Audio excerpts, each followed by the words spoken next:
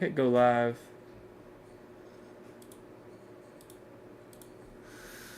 All right. What's going on, everybody? Jacob, Donovan, Miami Dolphins Syndicate. We have our Commanders week coming up. Got a lot to talk about. As you've seen the title, we got Hard Knocks that happened yesterday that we'll talk about. We got the preview for the Commanders game and all that entails in there. Injury updates, whole bunch of stuff. But first and foremost, just like we do every single week, Donovan, how you doing today, sir? Today was a good day, I will say. How was yours, sir? Wow, that was short and sweet. That was nice. Did my FAU stream earlier. Any of y'all that are watching that are FAU fans, go over to FAUOwlsNest.com or go over to FAU Owl's Nest YouTube channel where you'll see the preview that we had for 3 basketball games this week. 3 basketball games. Well, I say this week till the next time we do a preview, which is next Wednesday. So I did that. Well, on a walk, because I mean, I'm sure we're all experiencing it. We all live here in South Florida. He sort of kind of lives in South Florida. The weather, I mean, this is what we live Gorgeous. for. This is what we wait for. Now, Liz doesn't like this weather that much. She's not as big of a fan of the weather as I am, as you are. She gets cold really easy. She gets cold really easy, and that means it makes sense. She's a smaller person. She's a smaller girl, so they just find a way of getting cold. But dude, I mean, I really hope by the time I hope the Tennessee game comes around, it's going to be like, should I wear a jacket to the game or not type of weather. Supposedly it's going to be in the low 80s. 83 is a high on that Monday. Dude, I've said this multiple times. Last year during the Packers game, the weather sucked. Like, that was not pleasant. Yeah, It was cold. I mean, It was because it was raining. raining.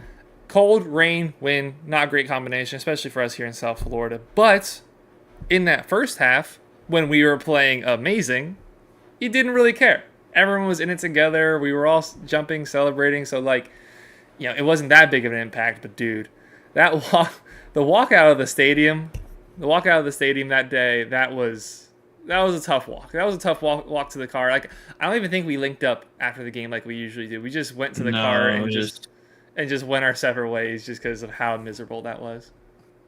Yeah, I mean, I did almost fight another fan. So Did you really? he told me that I should take my Tua jersey off and said that Tua sucks and he's injury prone and blah blah blah blah blah. And I told him just to shut up. And then, dude, don't tell me to shut up. And he had to be held back. And then I'm like, bro, I'm not in the mood for this. I took my jersey off. I know you did. You told me you did. Yeah, But this was also mad. all before that we learned that he was concussed for those 3 interceptions. Yeah, I'm like, oh, he's done. He's done as Dolphins quarterback. Like, that's it. That was my last straw. And I found out he had concussion, which was kind of in my way at the time, my last straw. But here we are. He's still on the team. I had a jacket on underneath, so it's not like I was walking around with no shirt on in like 40-degree weather. I mean, ironically, about that game in the press conference today, Tua was asked what he learned about December football last year, and you know what his response was? What? I learned how to fall.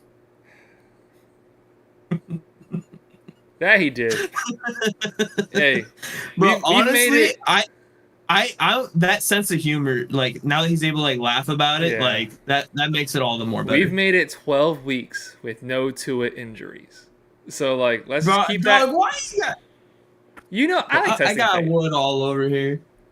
Yeah, you also have a hollow head, so just knock on something hollow.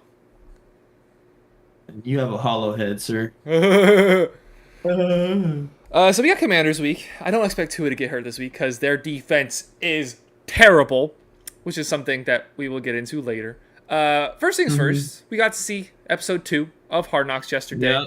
And man, it was mostly centered around Jalen Phillips, who obviously will no longer be participating with the Dolphins for the remainder of the 2023-2024 season with his torn Achilles. Spoilers ahead. Spoilers ahead, but like, tough. Deal with it. If you haven't watched it by now, you're probably not watching this video, because if you're watching this live stream, you're a diehard fan, and we appreciate you. That's also true. But that hurt. Because I'm sure they interview a lot of people. They get a lot of sound bites from tons of players on the team. So I doubt they went into that week like, oh, we're gonna highlight this week for Jalen Phillips. I'm sure like they got footage on everybody, audio on everybody, and found the best story. And unfortunately, the best story was Jalen Phillips going down for the year. Man, dude, when he's on the ground, when he's talking to that dude on the Jets, kudos to that offensive lineman on the Jets because that's a moment Yeah, like bro. I'm sure that's a regular thing on a football field. We just don't ever get to hear it. But he's not thinking like, oh, he's mic'd up, he hears me. He look as soon as it happens, he's like, hey, you good? I mean, literally the second it happens, he's like, hey, you're good. He's like, nah, I popped, my Achilles popped, and then, I think it sounded like Emmanuel Ogba. It could have been Chubb. It could have been somebody else. But they're like, nah, bro, you're good. Stop. Like they kept telling him to Like, stop. shut up. Like, Yeah, and yeah. he kept saying like, no, it popped, no, it popped, and the training staff comes over, and then when he starts crying, Like, stop fucking with my foot. when he starts crying, bro, Dog, I watched that this was morning. choked up. You That watched it this morning? I felt so like, dude, I was so tired yesterday. I woke up early to go see Liz before work, so I was exhausted. I watched like 70% of it last night, but like I stopped Okay. watching. Oh, you didn't see that. I Bro, wa- I stopped watching I told like you about like get your 10. tissues out too. Yeah, what'd you say? So I told you get your tissues out too. That's something else that I'll mention in a second. Oh That we my talked about God. beforehand. That we learned about Jalen Phillips. Well, kind of already knew about Jalen Phillips, but we'll get there. But dude, him on the ground there crying, bro, like that got to me. Like, I when I'm at Dolphins games, and I don't know if you can attest to this, before the games start, I get like a little emotional. Like Yeah. I'm a very emotional person. I'm not insecure about that at all. I wear my emotions on my shoulder. I don't care, on my sleeve, whatever. I'm a very emotional man. But like the start of football games is like, this is my thing. This is what I love. I And you haven't, get butterflies and shit. yeah, the butterflies, the nervousness. Even if it's like a game we're expected to win, it's like, and then like the helicopters go over. Like they've been doing a flyover like every single game this year at home. So Yeah, I think they did it last year too. I don't know if they did every single game, but I think they did a majority of games last year. And we've had some really good anthem performers this year. Like We have. pretty much every single game. Like any of you guys watching at home, like have been at the games, like you can attest. Like we've had some really good anthem singers. So they're just whoever's out there, man or woman, just killing the national anthem. Helicopter, fighter jets overhead, whatever it is, and then kickoff. Like that gets to me. That gets me as a sports fan. I never actually cried. The last time I actually cried for sports was when the Warriors won the finals a year and a half ago. But that's also a Didn't you combination. cry last year when we made the playoffs? That's true. I did. Never mind. Yeah, that was the last time I cried. I did cry. I didn't. I cried stronger when the Warriors won the finals. I'm a Heat fan first, but I love the Warriors too. Steph Curry was my favorite player for a long time. But like I was going through a lot, and then I got to see the Warriors win a championship, but I never thought I would see it ever again. How that team was currently constructed, but so I let it out there. But yeah, I did let it out for when we made the playoffs last year. But when Jalen Phillips was on the ground, I was like, I didn't cry. Like watching it in Hard Knocks, I didn't want me and Donovan. We were on the phone the other day. Like we just went silent for 5 minutes. I know I've talked here for a long time, but so I'll wrap it up with this. Like seeing him on the ground there crying, like just as a man, as somebody who's competed in sports before, as someone who I haven't had any significant injuries, like bad injuries, but I've had injuries now and then. And when you know, like you're no longer able to help your team because of it, that's a rough place to be. So seeing him down like there, I felt so strongly for him.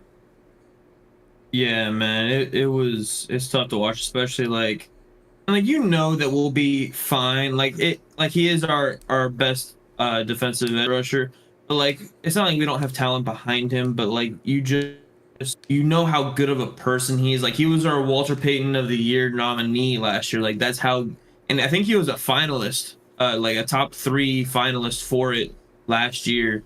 So like you just like the person. Yeah. And the energy that he brings, and he's always like a back end season type of guy. So he was just getting rolling, and then you see like in there like Mike McDaniel's like, bro, this is gonna be the game that everybody's gonna know who you are, and this is gonna be the game where you're gonna pop off and be a household name. And he was on that track. He was playing He great. was on, bro. He was Played fantastic. balling. He literally Bro, said he it while he's was on the ground. He's balling. like, dude, I was hooping. I was hoping. Yeah, he was. Bro, it sucked so much. All right. Get us to the next thing before I start. Well, an I'll continue to emotional talk about win. hard. Well, okay. Before we talk about the rest of Hard Knocks, hey, on a positive note with Jalen Phillips. All right, look. We got 5 likes. It says 2 in the chat. Whoever's watching this, look, we're gonna have an intimate moment here. All right, me and you and Donovan. Donovan and I have already had this conversation, so let's lean in here together. Oh, I'm gonna make eye contact. Let's hold hands. Let's hold hands. This is a safe space. This is a safe space. I know a bunch of you are like, what is this guy talking about? What the hell is he talking about? Jalen Phillips. The cheeks on that man are voluptuous. Like, I hope my girlfriend's not watching this. As a straight male who has a girlfriend who I love dearly and she is so sexy, she is so beautiful. Jalen Phillips is a sexy man. Those cheeks were cheeking, bro. Those we all saw it. You saw it. You don't act like you didn't. I'm pointing at you, Donovan, and I'm pointing at the people. I'm pointing at everybody. You really can't deny it. And it's like, bro, it's like, god damn. Buddy is cheeked up on a Tuesday afternoon, hella ass. What is he doing? Buddy's just got those 2 cupcakes back there fighting each other. Bro, someone's gonna clip this. Please. That's like a Jets fan. No, that's like a Jets fan or some shit, and they're gonna make this shit go viral. Dude. Oh my Look, god. Again, straight male, have a girlfriend who I love. I think she's the most beautiful girl in the world, and there's no other girl that I would want. But like, bro, Jalen Phillips, handsome, shredded, cheeked up, got me bricked up. The rest. Okay. The rest of Hard Knocks, it was cool to see the goings on of a short week. So like we didn't get to see a lot of we only got to see the piece at Bradley Chubb's house where like the rest of the defensive I don't know if the rest of the defensive line or just the rest of the edge rushers. Van Ginkel spoke. First time I've ever heard Andrew Van Ginkel's voice. I think Emmanuel Ogbah. I did not know that's what Emmanuel Ogbah looked like. It was really cool to see. Rob Jones, but buff. Look like who? Him and Rob Jones. Brother, if I didn't know what Emmanuel Ogbah looked like, do you really think I know what Rob Jones looks like? Rob Jones spoke on the last Hard Knocks, episode 1. In the Apparently I didn't realize that. It literally said his name below him. Oh, well. I was watching it at night. I got home from work after working an 8-hour day. All right, give me some slack. Ooh, 8 hours. Shut up. You just because you drive 17 hours to get to work doesn't mean an 8-hour. It's actually 9 hours, but break shift is not that bad. Like we didn't really see much of the personal life, but we got to see like the goings on of a short week, and that's McDaniel kind of opened the episode with that it was gonna be like they stress how important their sleep was. Like their practices and meetings were designed to get a lot done in an efficient period so they can get home, get rested, do what they have to do to be healthy for the game on Friday. And that was a Friday game. So I can even imagine how Thursday games go. I imagine they're so much harder. You usually you have a day or two off, Monday, Tuesday, and then fully into the slate of the practice schedule. Whereas they didn't really have that time. You don't get that time off. You don't get that recovery. You're just right back in the building. It's a longer day. They cram those meetings in. They cram those workouts in. They get done when they got to get done. And you saw it in the position group meetings. Like everybody looked tired. Like everyone was holding their head up. There was a few people eating, which I'm sure they eat regularly in meetings just because of a time thing. But like don't have as much time to go and have like a designated lunch period eating in the meetings. So I really got to enjoy seeing those individual moments on a special week. This is not just a random week 3 game. Like this is a special occasion. What would you say was your favorite part of the episode?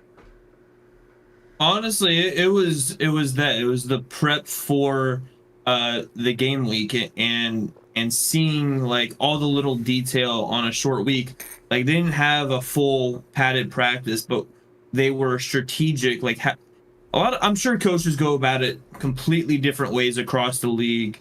Like some people will still give you a day off and they're like, no Monday off this time. You're in the building. And now I don't think we normally get Mondays off anyway, like victory Mondays. I don't think we have. I don't think McDaniel believes in them. But like how they're like, okay, walk through film study, go outside, get back in, Like, go out, work, practice, warm up, get back in, watch film, go back out, practice, get back in, watch more film. I loved seeing it. And then McDaniel was like, the most important thing y'all need to do is sleep. Get your sleep, no matter what. Do what you need to do as a man, and then get your sleep. And I really like that. And then the post game, the victory speech, he's like, y'all get the weekend off. And then someone was like, Victory Monday, and he's like, fuck no, this ain't our Super Bowl. That little quote was my favorite quote of the whole, but that the lead up to the game was definitely my favorite part. I love, and we talked about this a little bit last week, and if you're watching in, please get involved in the comments. Let us know what you thought about Hard Knocks. I love to see, and touched on this last week, and we're continuing to see. What's up, Raphael? What's up, Raphael? I love to see just the beliefs that I already had be confirmed about this team, about the guys, about who they are as just dudes. All right, Christian Wilkins is funny. He's trying to have a good time. He's messing around. He's gonna push. He's gonna poke. But he's always gonna walk around with a smile. He's himself. He's very comfortable. He walks into his interview with a shirt off and just sits at the camera and then puts everything on. Like, that's the type of guy Christian Wilkins is. He hides nothing about himself. Tua, relaxed.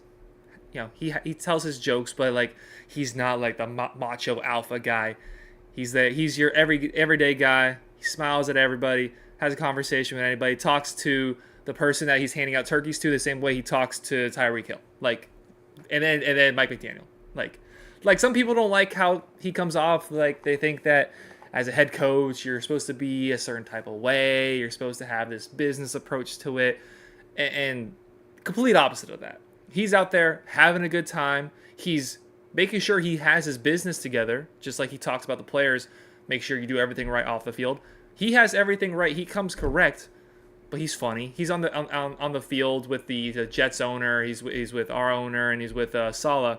And he's talking about the Jets. The Jets owner had like a chain or something. He's talking to Ross about how he needs to get that added into the contract if like they win the Super Bowl. I don't remember what he said, but like he's like, yeah, I'll actually try now. Yeah, but like he's like, oh, I'll actually try now. Like, brother, yeah, he's just that. He's got that energy. He's got that, like, look, he's not beating anybody in a fight. Like, remember last year, they I don't remember if it was the NFL or if it was like Barstool or something. They did like the quarterback head coach combination, who would win in a fight. Oh yeah. And it came down to like Sean McDermott and Josh Allen or whatever it was against, I forget who the other person was. It might have been Dan Campbell and Jared Goff, but it was against Tua and Mike McDaniel. It was a fan vote, and they said that we would win or they would win. They're getting eliminated first round. The only combination that might be worse is Brandon Staley and Justin Herbert. That's it. Yeah. Well, maybe actually the Patriots, Belichick and Mac Jones, just because Belichick's just so old. Oh my god! But Belichick 20 years ago, I'm taking them. Oh yeah. But like, the now. Speaking of, he'll just try to kick people in the balls. I just want to throw this in there really quick. Bro, did you know the Patriots have 3 primetime games in a row after this week? If Thursday night, Monday night, and Sunday night consecutive. I hope y'all saw my energy drop there. Why? There's no way. I'm looking at it. I'm about to look it up. Bro, like, there's no way. Ari Mirov literally just tweeted it. I'm looking at it. They have Week 14's at Steelers Thursday night. Week 15 Chiefs Monday night. Week 16 at Broncos Christmas Eve Sunday night football. That could get flexed. That could get flexed. But how the Broncos are playing, like, maybe they don't flex it. Oh, that's true. And the Patriots are a big brand, so maybe it doesn't get. Oh my gosh, he's right. 8-15, 8-15, 8-15. 3 games in a row. Well, that's something we're going to have to deal with. Are they getting the first overall pick? Didn't it, like, this is not an intended conversation, but dude, I told y'all they were going to have a bottom 5 pick or top 5 pick. They're going to have a bottom 5 record in the NFL. I told y'all in the beginning of the season they are that bad. They're so devoid of talent. They have no offensive line. Mac Jones is a terrible quarterback. All they have going for them is their running game, and even that, like, it's solid, it's good, like Ramondre Stevenson's gotten better as the season's gone on. That's it. That's it. They have no receivers. They let all of their better defensive players walk except Matt Judon, and he's hurt now. Christian Gonzalez, their rookie, he's hurt. I told y'all in the beginning of the season. I told you. You called me crazy. I did. I said that they were going to find a way to win 7 games, and yeah, no, I was wrong. Watch them still win 7 games though. They're not. Imagine they win all 3 primetime games. They're gonna beat the Jets last game of the season, and that's it. I mean, it would be the most Chargers thing to do to lose against the Patriots, but that's not. But then the Jets, like, is Rodgers going to play? He got activated today. That is a thing I did not think about. But also, like, he's practicing now. Yeah. Is he actually practicing? It's the practice window. But so did he actually practice today though? He was limited. He did practice. Okay, get a little sidetrack, but yeah. Do you think he snapped his Achilles? Because there's a lot of people saying now that it was fake. He didn't really. I do too. We saw it. I do. It looked the exact same as Jalen Phillips, and he's older. Jalen Phillips is a little bit more. It looked like more like Kevin Durant because they have smaller calves compared to Jalen Phillips. But it was the same exact. But it just Yeah, snapped up he his definitely leg. like. Even our boy Man was like, yeah, I don't think he tore his Achilles. There's no way. I think it's just the surgery that he had. And speaking of that surgery, go ahead to Jalen Phillips. He did have surgery today. And Mike McDaniel said that it's more of like the traditional surgery. He didn't have the more aggressive one like Rodgers did. I want to say one more thing about Aaron Rodgers. I don't think he cares what the record is. I think he's gonna if he can come back, I think he's gonna play, and this is why. I think he hates the medical industry that much that he would love to be the first quarterback in NFL history to come back after not mid-season, it was week 1, but during the season Achilles snap at 39 years old. We know how much he would love to just stick it to them, who gave him so much crap about his decision with the vaccine and how everybody turned their back on him when that whole fiasco was going down, when he caught COVID, and then it came out that he didn't get the vaccine, but he told the team that he immunized himself or whatever he said. And I think he would just love to just stick his middle finger up to the entire medical industry. Like, look, this has never been done before in history.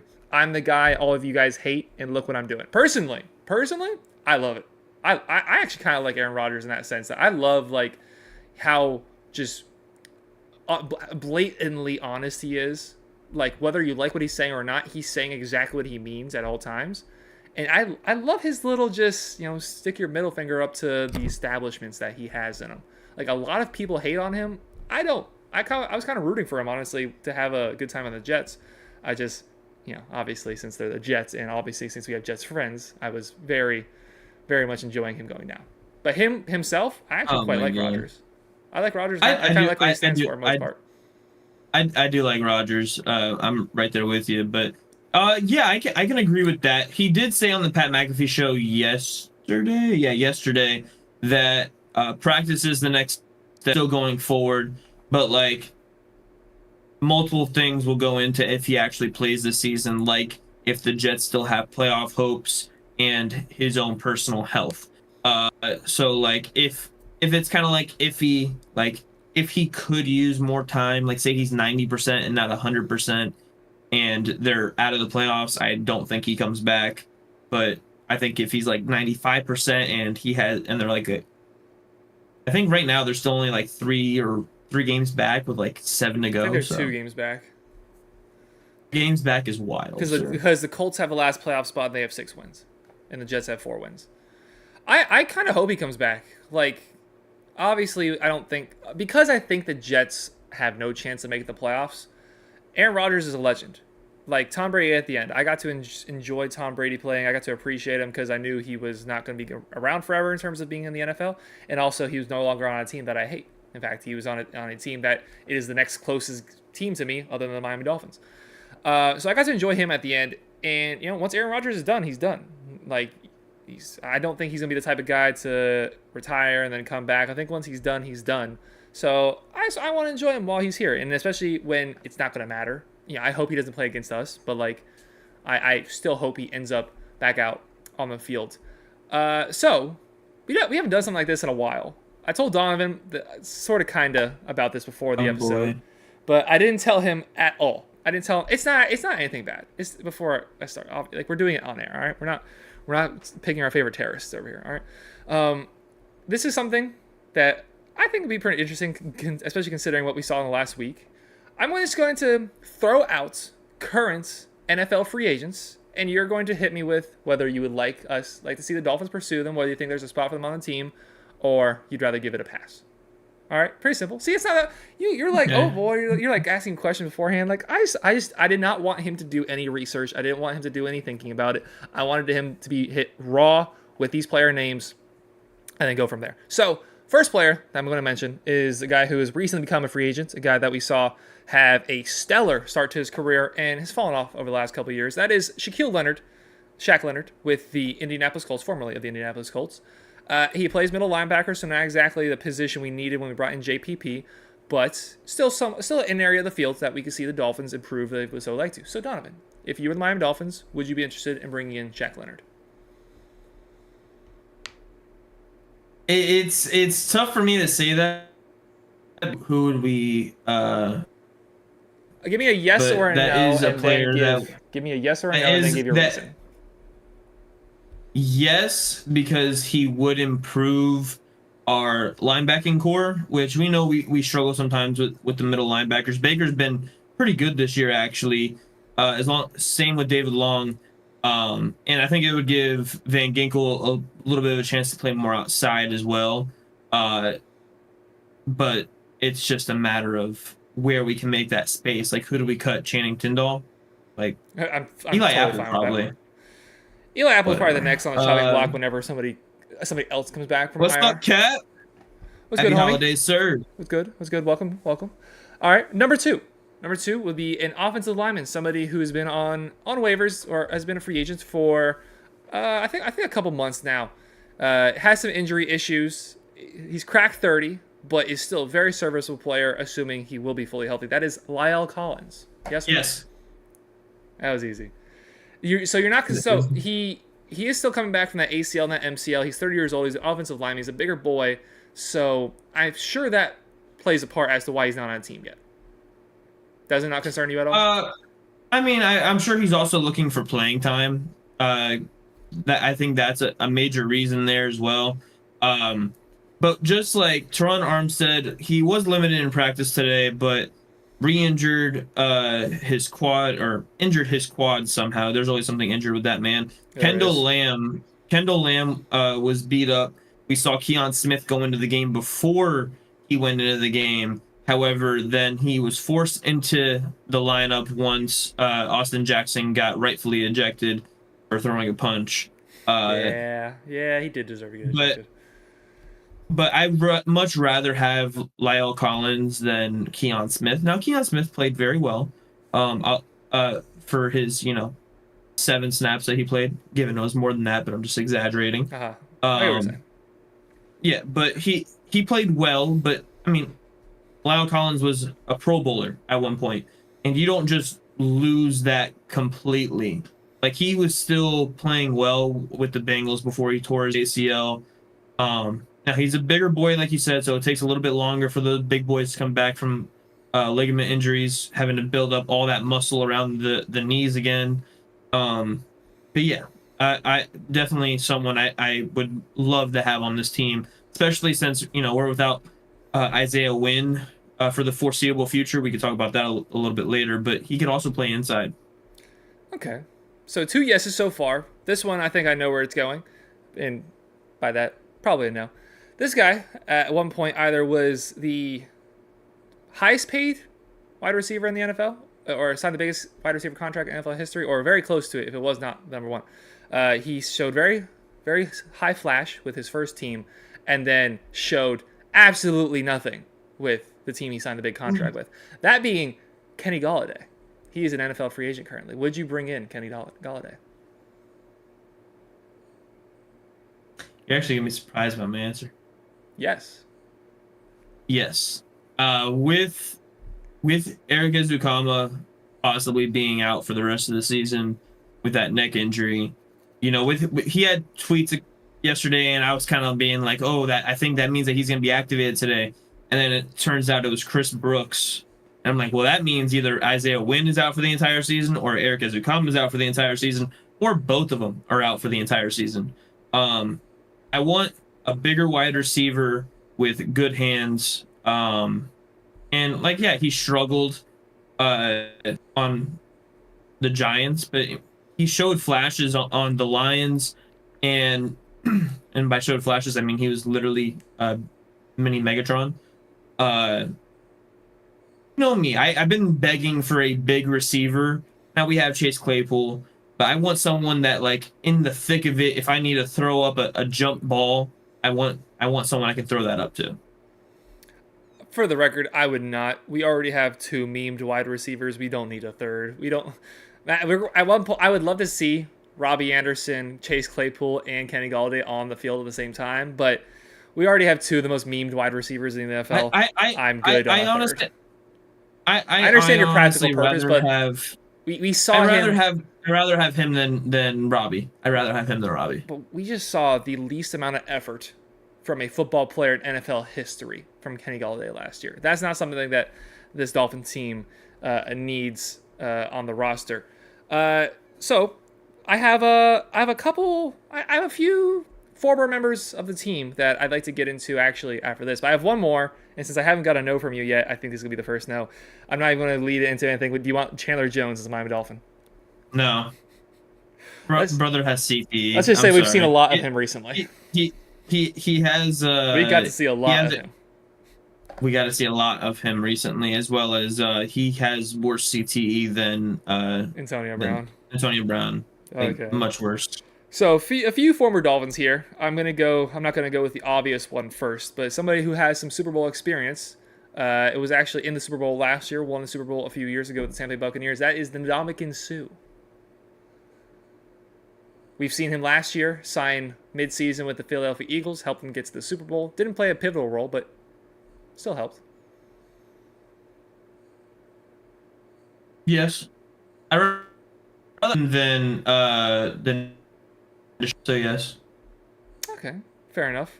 I have 2 more here that will wrap this up with, both being former Dolphins. The second one being a position we just signed at, but somebody that we saw play a big role earlier in the season last year. We just brought in JPP, so with that considered, would you still be interested in bringing in Melvin Ingram? Nah. I'd rather have JPP.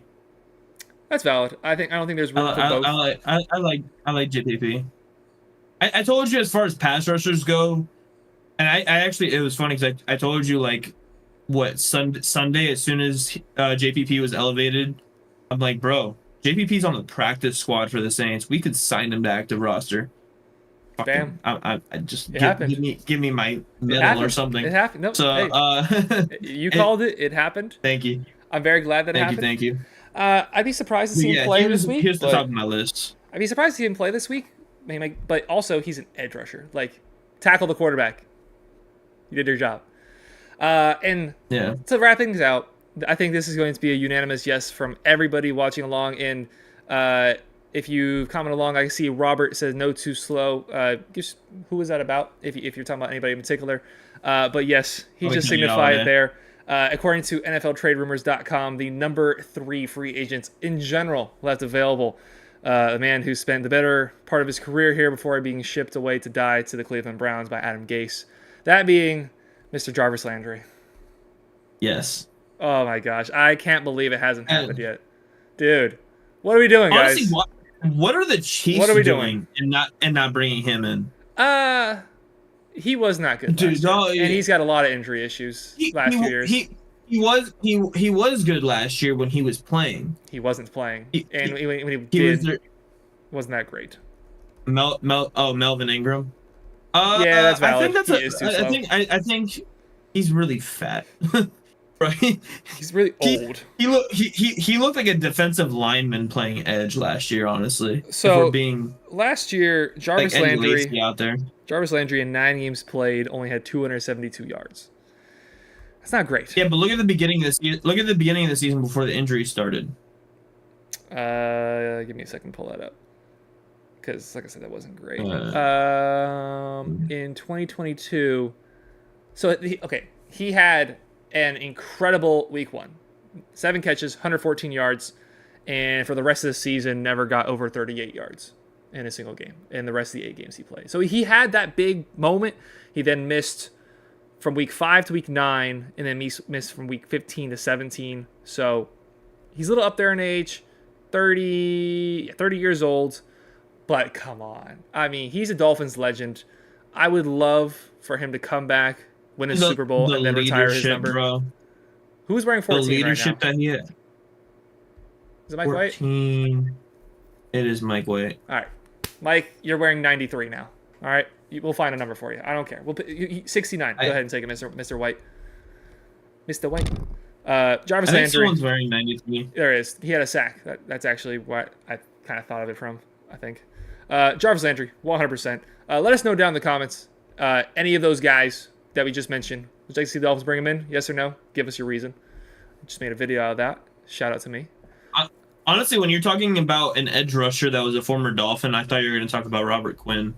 I thought about bringing him up, but I think I brought up like 8 guys. I only intended to bring up 5, and I kind of just kept going. So I'm like, all right, I'm only going to bring up one of the former Dolphins. So if anybody, I'm going to bring up the guy who was Mr. No Gloves himself from the team last year. I would 100% bring up Jarvis Landry. Like, just the romanticism from that. If we were to bring him back, what record did he have his rookie year, or what records in general? It was receptions, and then he had that until who broke it? Someone else broke it, and then Waddle break? And then the receptions record also. Well, Waddle broke Anquan Bolden's record. So Jarvis broke the Dolphins rookie record. Okay, that's what it was. Let me just look up what his stats were with his time as a Dolphin, because obviously he had his best years with us. So that first season when he broke the Dolphins rookie receiving numbers, he was well short of what Waddle ended up with. 84 catches, 758 yards, and then those next 2 years, as well as the 2019 season, were his best 3 years as a pro. 1,150 yards in 15, 1,136 in 16, 112 catches in 2017, which is in bold, so I'm not sure if that was a record. That's probably the Dolphins, or at the time, I don't know if it got broke, but in 2017 probably had the record for the most catches in a season in Dolphins history with 112 catches. I'm not looking this up, but I'm assuming that's a record. It makes sense. It makes sense. That's a very high number. Somehow, he had less than 1,000 yards with 112 receptions. That's just how bad that Dolphins team was.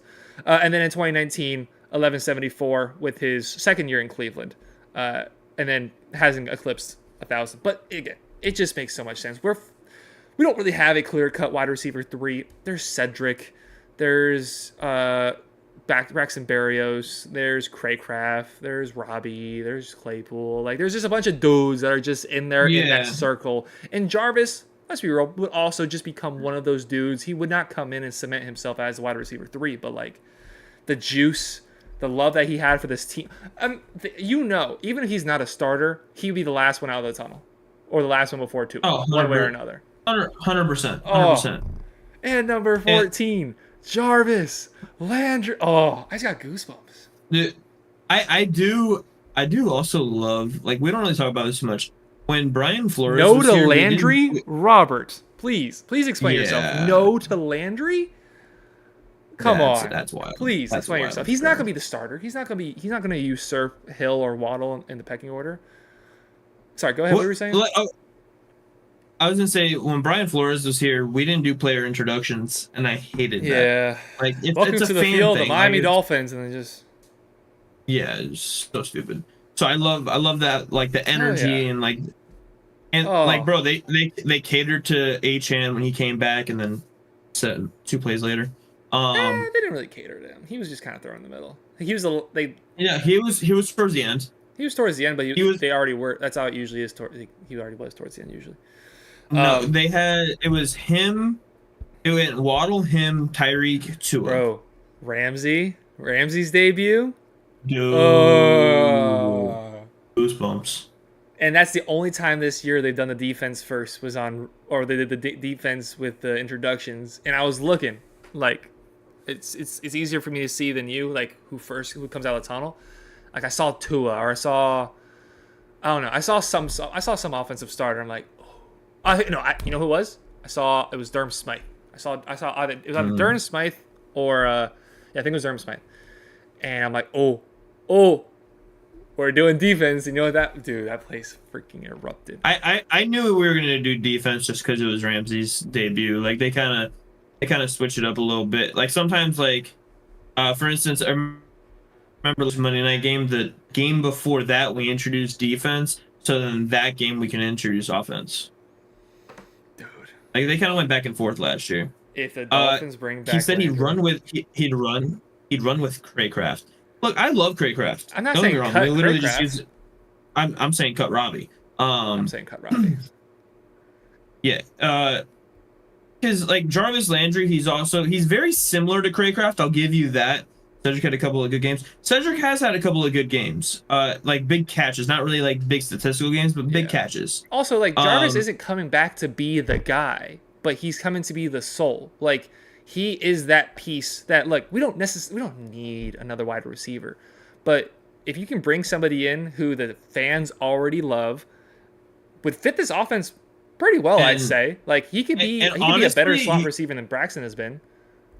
I think he's someone that you can go to on third and short. Because right now Yes, we're struggling. We're struggling on third and fourth and short. We're struggling. you have him line up So inside. that could Him and be a Tua, guy. I can see him and Tua And working he's out a very good well. and he's a very good blocker, which is pivotal to play on this Yeah. Like yeah, you offense. see a little less catches from the rest of those guys, but is anybody crying to see Cedric Wilson get more involved? Is anybody crying to see River Craycraft? Like they're decent players. It's nothing about them. I'm not saying that we need this. Wide receiver is probably the position we're most blessed at. Like you have two of the best in the game, and then a bunch of guys to fill in the Don't space. look back, bro. I am looking back. Honestly, We sucked back then. We sucked. and And now we have Jarvis. honestly, Now we have a good team, and we can have Jarvis on it. I'd still rather have Jarvis than Craycraft. I'd rather have somebody I love. I don't love Craycraft. If Craycraft's on the team next year, I do like Craycraft. if Robbie's off the team next year, if Cedric, like I don't care. I don't care about any of those The guys. only reason care about Jarvis Robbie's Landry. on this, the only reason Robbie's on this team right now is because he's literally getting paid like the veteran minimum. Like that's just what it is. Jarvis Like, was he literally he called the Dolphins to play for the Dolphins. Jarvis was like So, the yeah. first Dolphins player that like, and hear me out after I say this, that I truly fell in love with. Like when it came to Zach Thomas, when it came to, Ricky Williams, when it came to all these other Dolphins greats Jason Taylor, like all these great players that we've had, I was kind of like told to love him. Like, oh, like, hey, he's really good. He's our best because I was young. I was like, 6, 7, 8, 9, 10 years old. Like I didn't really know too much. So like, my uncles, my mom, whoever it was, like, oh, they're really good. Watch them. And I'd watch them like, oh, wow, they're really good. Jarvis Landry was like the first guy where I watched him and I fell in love. Like, so quick, that dog mentality, he's short, but he's physical, that first down celebration. Like, I loved everything about having Jarvis Landry as a Dolphin. And, like, to me, he was my Dolphin because he's my guy. Like, obviously, it wasn't just me. And obviously, he was a second-round pick. So it's not like he was an undrafted free agent that blossomed up. He was a good player. He was highly drafted. Like, I got to fall in love with him instead of those other guys. When I started to watch the Dolphins, I just kind of fell into it. Whereas Jarvis came to me, I feel like. It sounds really sentimental, but, like, Yeah. that's how we are with sports. I understand what you're saying. My first favorite player was Zach Thomas, but that's because I literally met him at the Dolphins training complex. That, I'm sure, really helps, yeah. So yeah, there's that, and then Jason Taylor, I had his jersey, and then watching Ricky and Ronnie Brown in Electric. the Wildcat offense was just like, yeah. I'm sure And even I like Chad Pennington, but like I Chris didn't. Chambers also, bro. Chris Chambers in his prime, seeing him in a Stud. Chargers uniform broke my heart. Stud. But all those guys, like, I mean, you're 2 years older than me, but even still, like, when Zach Taylor was playing, like, I'm sure at least a little bit, your dad was like, "Oh, hey, look, that's Zach Taylor. Like, he's really good." Like, you didn't figure it out necessarily on your own. You were told, and then you saw how good he was. You said Zach Taylor twice. Zach Thomas, Jason Taylor, geez, you know. Well, hey, Zach and Taylor, you know what I'm trying to say. Zach and Taylor, but yeah, yeah, no, that's definitely part of it. And Landry, bro, yeah, he won me over. He really did, Yeah, and it was so quick too, bro. Just the energy, like he was the team. Like I never really yes, fell in love with like J Train and like JJ. yeah. Never really like got on Lamar that train. Like yeah, Miller. I was Lamar Miller I really liked, but that was more because he You're was also like, a university. yeah, you like UM. He's from UM, so that was a big reason for it. Didn't like Arian Foster at all. I did. I Um, loved Arian Foster on the Texans, and like I was ignorant oh, at the time to on the think like, Tex oh my gosh, we're on getting the one of the best running Texans backs in the NFL. Only thing is he's old on the now. Texans, I didn't like him on the Dolphins, I should say. Well, because he On the didn't do anything. Texans, well, I didn't like when we signed him. I I was did. like, why did we sign him instead of keeping Lamar Miller? And Lamar Miller went on to have a Pro Bowl season. So Yeah, but he's also like he was like one of the least efficient runners in the NFL. Like I don't recall statistics from back then. I mean I could be just lying to myself and thinking this. We have not talked about the Commanders at all, and I don't really want to because they suck. Uh, so first thing that we'll do, we'll talk about the injuries. And bro, look at this. Look at this. That's us. That's the Yeah. Dolphins. How many injuries do the Commanders have? Four. this is their injury list. All right, that's it. That's it. That's it. Ours is like 3 pages long. Theirs is. I Emmanuel think we only Forbes. had. Like, I know that's a good Yeah, that's a player. big one though. The rest of Jason Smith Williams, like that feels like a generated Madden player. Alex Arma, fullback. Who is that? Tyler Larson. Apparently that's a center. I've family that are Commanders fans, so maybe I'll be like, hey, who are these people? They're from That's Los. disgusting. They live in Virginia. Oh. What do you expect? So dear God, I have to scroll a little. Actually, okay, no, it does all fit on the screen. Never mind, but it's still really rough. So like we always do, start with the do not participate all the way down to the full practice, and there was only one person on the full practice, and it was our quarterback. But I'll get to that when we get to it. So the DNPs: Tyreek Hill, Javon Holland, Kendall Lamb. And then Raheem Mostert all did not practice. Raheem has not practiced a lot over the second half of the season. He's been dealing with a few injuries, but he just continues to play, just like somebody else we'll get to later. Tyreek Hill had that ankle injury, got hurt early on in the game. They taped it up. He went back in like 2 plays later, but like I remember watching that, and we were on the phone when it happened. I said, this is not going to affect him for this game while he has his energy going, while he has, while he's got his adrenaline going. But I can see that being something that nags with him throughout the week, especially somebody as quick as he is, and he's going to continue to run at for the next 3 quarters. So he's on there with the ankle. Javon Holland with knees, both knees. So, hey, we got something in common, Javon. Kendall Lamb has a back injury. He kind of looks like a fat Cleopatra in his picture. Jeez. And then Raheem Mostert has ankle and a knee injury. All those did not participate. The rest of these, except for the last one I'll get to, were limited participants. Devon Achane. We talked last week. He probably could have played if we really wanted him to play. He did not. Yeah. I expect him to play. He has a knee injury. Teron Armstead is listed as a knee and a quad injury. Elijah Campbell, shoulder. Bradley Chubb, Chase Claypool, Blake Ferguson, Robert Hunt, Alec Ingold, who I think he literally has been on the injured list ever since he was born, and he plays every single week. So I'm going to say he's going to play. Robert Jones, Durham Smythe, Connor Williams. Connor was actually just sick, so hopefully that's not something that lasts too long. All of those human beings were limited participants in one way or another today. The full participants is only Tua. And you know what he's on there for? Laceration. but he got a chunk taken out of his arm. That's what happened. So he actually has stitches there, and he talked about it in his press conference, and he said it's probably going to scar a little, and he's trying to think of Probably? cool stories to tell about how it happened. Got I mean, shot. He was in New York. I mean, It if makes you sense. if you if, being at the level that he is, I'm sure he could have gone to see like a plastic surgeon, and they could have sewed it up to where it's like so minimal you can't even see it, especially behind like the tattoo and everything. But that'd be But that'd be disingenuous to the tattoo because he got one of those tribal like warrior type Samoan tattoos, and if you're getting plastic surgery to fix a tattoo, does that really represent the well, no, Samoan warrior?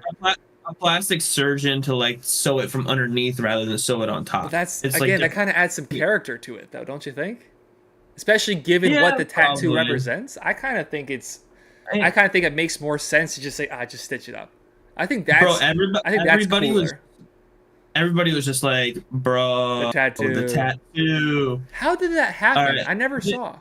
I never saw it either. They didn't show it. They didn't show the injury at all. Like literally, Like, it was like one play he didn't have it, and the next play he had the thing, and I'm like, probably because people get like cringe yeah. over it. But they show like people. They showed Nick Chubb. Well, actually, they didn't show Nick Chubb's knee getting destroyed. But they've showed they showed Yeah. Jalen Phillips his quad or his Achilles snapping. They've shown Please.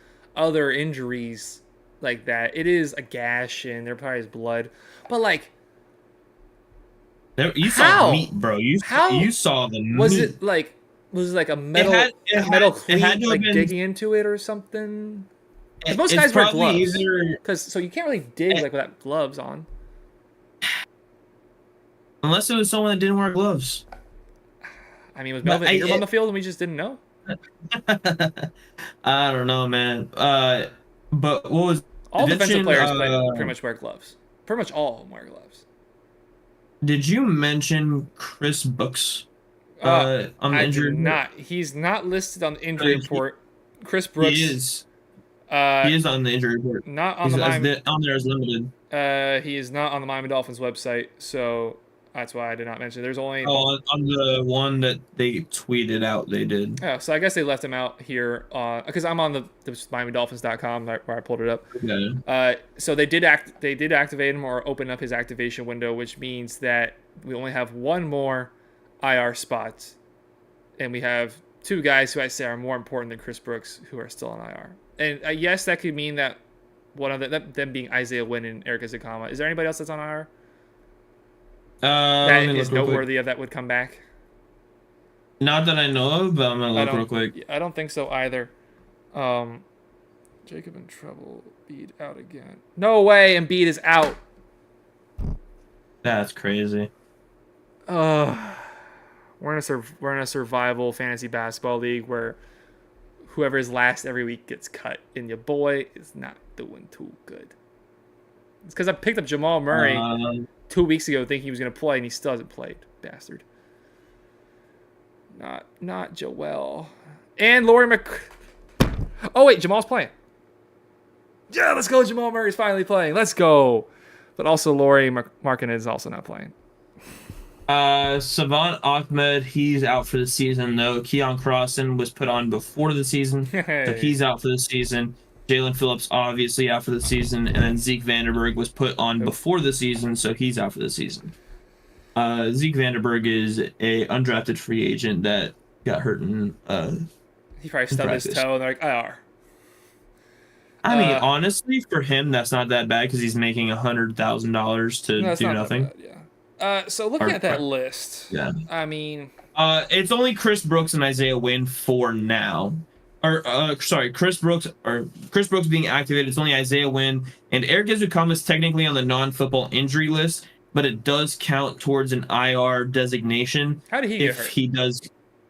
It's a neck injury that popped back up from when he was in college. I literally found zero information on his injury, like zero. Like all we're told is that it's a neck injury that reoccurred from when he was in college, and all I saw from when he was in college is when he broke his arm. Like that's literally the only injury that pops up when I look at his college injuries. Jeez. So. Well, he as well as there's a lot of Miami Dolphins that are hurt. Kendall Lamb I can see missing. Teron Armstead, I mean, whenever he's on this list, there's always a worry that he misses, but I think he'll be good to go. So Our long snapper got hurt. I didn't even know that happened. I didn't know that either. I have a question for you. So, being that this is quite literally the worst defense in the NFL, and they traded away their two best pass rushers, would you be more inclined to sit guys such as Teron Armstead, like being that he's better, sit Kendall Lamb, being that he's the star backup, and sitting Robert Hunt, who is our starting right guard? Would you be more inclined to be like, okay, these guys are still dealing with these injuries. They probably could suit up, and maybe they kind of like Robert Hunt, who was there for emergencies last week. Maybe you dress them, but you don't start them next week, or do you kind of like go in and be like, okay, this is a good game to kind of get warmed up in? It's kind of like, so. My thought process with that, I'll talk first with Kendall Lamb and Teron Armstead. That's your two left tackles. Like, yeah, other guys can play it, but those are your two left tackles. And while, yes, it's ideal to keep guys healthy, the most important guy to keep healthy is Tua. So when it comes to the offensive line, I am not pulling punches. I'm going to play a full offensive line because they still have some good players. While their defense does in fact suck, they do have some good players on that side of the ball. And the most important guy to keep upright is Tua. So Kendall Lamb, you can play, you'll play. The guy who I'd be more wary of is Teron Armstead, but again, you got to keep Tua upright. You got to keep him healthy. So if he can play him. Robert Hunt, same thing. He kind of did that last week. That was his if we need him, he's there game, but he didn't play. Obviously. I mean, we did the same. We did the same thing with Connor Williams. It's not the first time we've done it. Well, yeah. So this season is that. I'd play them. We're getting to the point of the season, especially since like we expect to beat the Commanders, but we watch upsets every single week. Like the Packers looked good against the Lions. They beat the Lions. Oh, they looked good the week before, or did they win the week before? I don't remember. They looked good against the Steelers. And then they won 2 games in a row, including the Lions last week. They controlled that game in Detroit. We did not see that coming. The Patriots beat the Bills. Did not see that coming. Like, games like that happen every single week. Like, Packers-Chiefs this week. That's an upset I can see a lot of people picking. So, look, it happens. This is a team with a really good offense. If they get hot, they can get hot and they can beat us. So, if somebody can play them. While we're here on the injury list, let's quickly go over the Commanders' injuries because there's 4. Emmanuel Forbes, Tyler Larson, James Smith-Williams, Alex Arma, a few of these guys previously mentioned. The first 3 did not participate, and then Alex Arma, I think I'm pronouncing that right, Hammy, was limited. So it took about 10 seconds to get through that as opposed to the last 10 minutes that we've been talking about the Dolphins' injuries. So let's do what we're here to do. Let's talk about the Washington Commanders. And the first thing when you talk about the Washington Commanders is that you have to point out is that how starkly contrast both sides of the ball are. You're talking about an offense that has the number 1 passer in the NFL in terms of passing yards. Brian Robinson has had a nice year. It's amazing how good football players are when they don't get shot. They have a stellar wide receiving core. Terry McLaurin sometimes get lost in it. I've talked about how it's a great offense that isn't a good offense. It's a bad offense with great players. I don't trust this system. I don't trust Ron Rivera's. He's not his offense. It's actually Bieniemy, and with Bieniemy, it's gotten a lot better. But I still have my reservations, especially with that offensive line that they have. So their offense is actually quite solid. You then look at the defense, and it's like, oh, okay, I see why the Washington Commanders are losing games because their defense is atrocious. So, looking at their defense, they allow 29 points per game. 29 points per game. They have not scored a single point on defense. That's a lot. Some may say that's actually the worst in the NFL, and I'd actually say that I believe you're correct. But let me just bring that up just to make sure. I don't know where it went. Oh, there it is. Sorry. It is. They're not dead last, but they're pretty close. Actually, am I on offense or am I on defense? Because I swear it was a lot worse looking before. than what it looks like now. Because there's no way that they're number one in sacks, right? No way, right? They are their offense. Yeah, No, their he defense. is the Hold up. oh wait, what? Hold up. No, Hold up. no, no, no, no, Hold no. up. They gotta be last in No, sacks. because so I don't know if it's I don't know what's going on because every stat bar when I started this was red, and now they're like no longer red. Like I'm seriously about to like refresh this page to make sure that on yeah okay there we go. Something happened on there, and now we are getting the right look at the Washington Commanders. So like I said, they allow the most points in the NFL at 29 points per game. They allow close to the most yards per game, if not the most. Oh, yep, nope, it is the most yards per game. They allow 377.7 yards per game. They are not good against the pass, in which they allow 264 passing yards per game. Actually, the yards was not last in the NFL, or was it? No, it's not last. They are just in front of the Chargers, which the defensive head coach that somehow still has his job. They're better than them. They're better than the Chargers, the Bengals, the Broncos, and that is it. They allow almost 2.5 passing touchdowns per game. They allow 3.5 total touchdowns per game. They suck on fourth down. They suck on first down. All across the board, they are bad. They're 25th in fourth down percentage. They're 26th in first down percentage. They allow the most amount of touchdowns, most amount of passing touchdowns, most amount of yards, most amount of points. They're bad. They're really bad. They're really bad. And Really bad. our defense, our defense has gotten better. But it's still not. Yeah, I still wouldn't say it's top 10 defense. But obviously, since the trade deadline, their defense has gotten a lot worse. They've lost 3 games in a row. In those 3 games, they allowed 29 points, 31 points, and last week on Thanksgiving, when the entire country was watching, I think it was the third most watched regular season game in NFL history. They allowed 45 points to a very good offense, to be fair, in the Dallas Cowboys. But they allowed a lot of points. And then over on offense, again, it's good. It's a lot better now with Eric Bieniemy at the helm than it was before. They're about middle of the pack when it comes to points.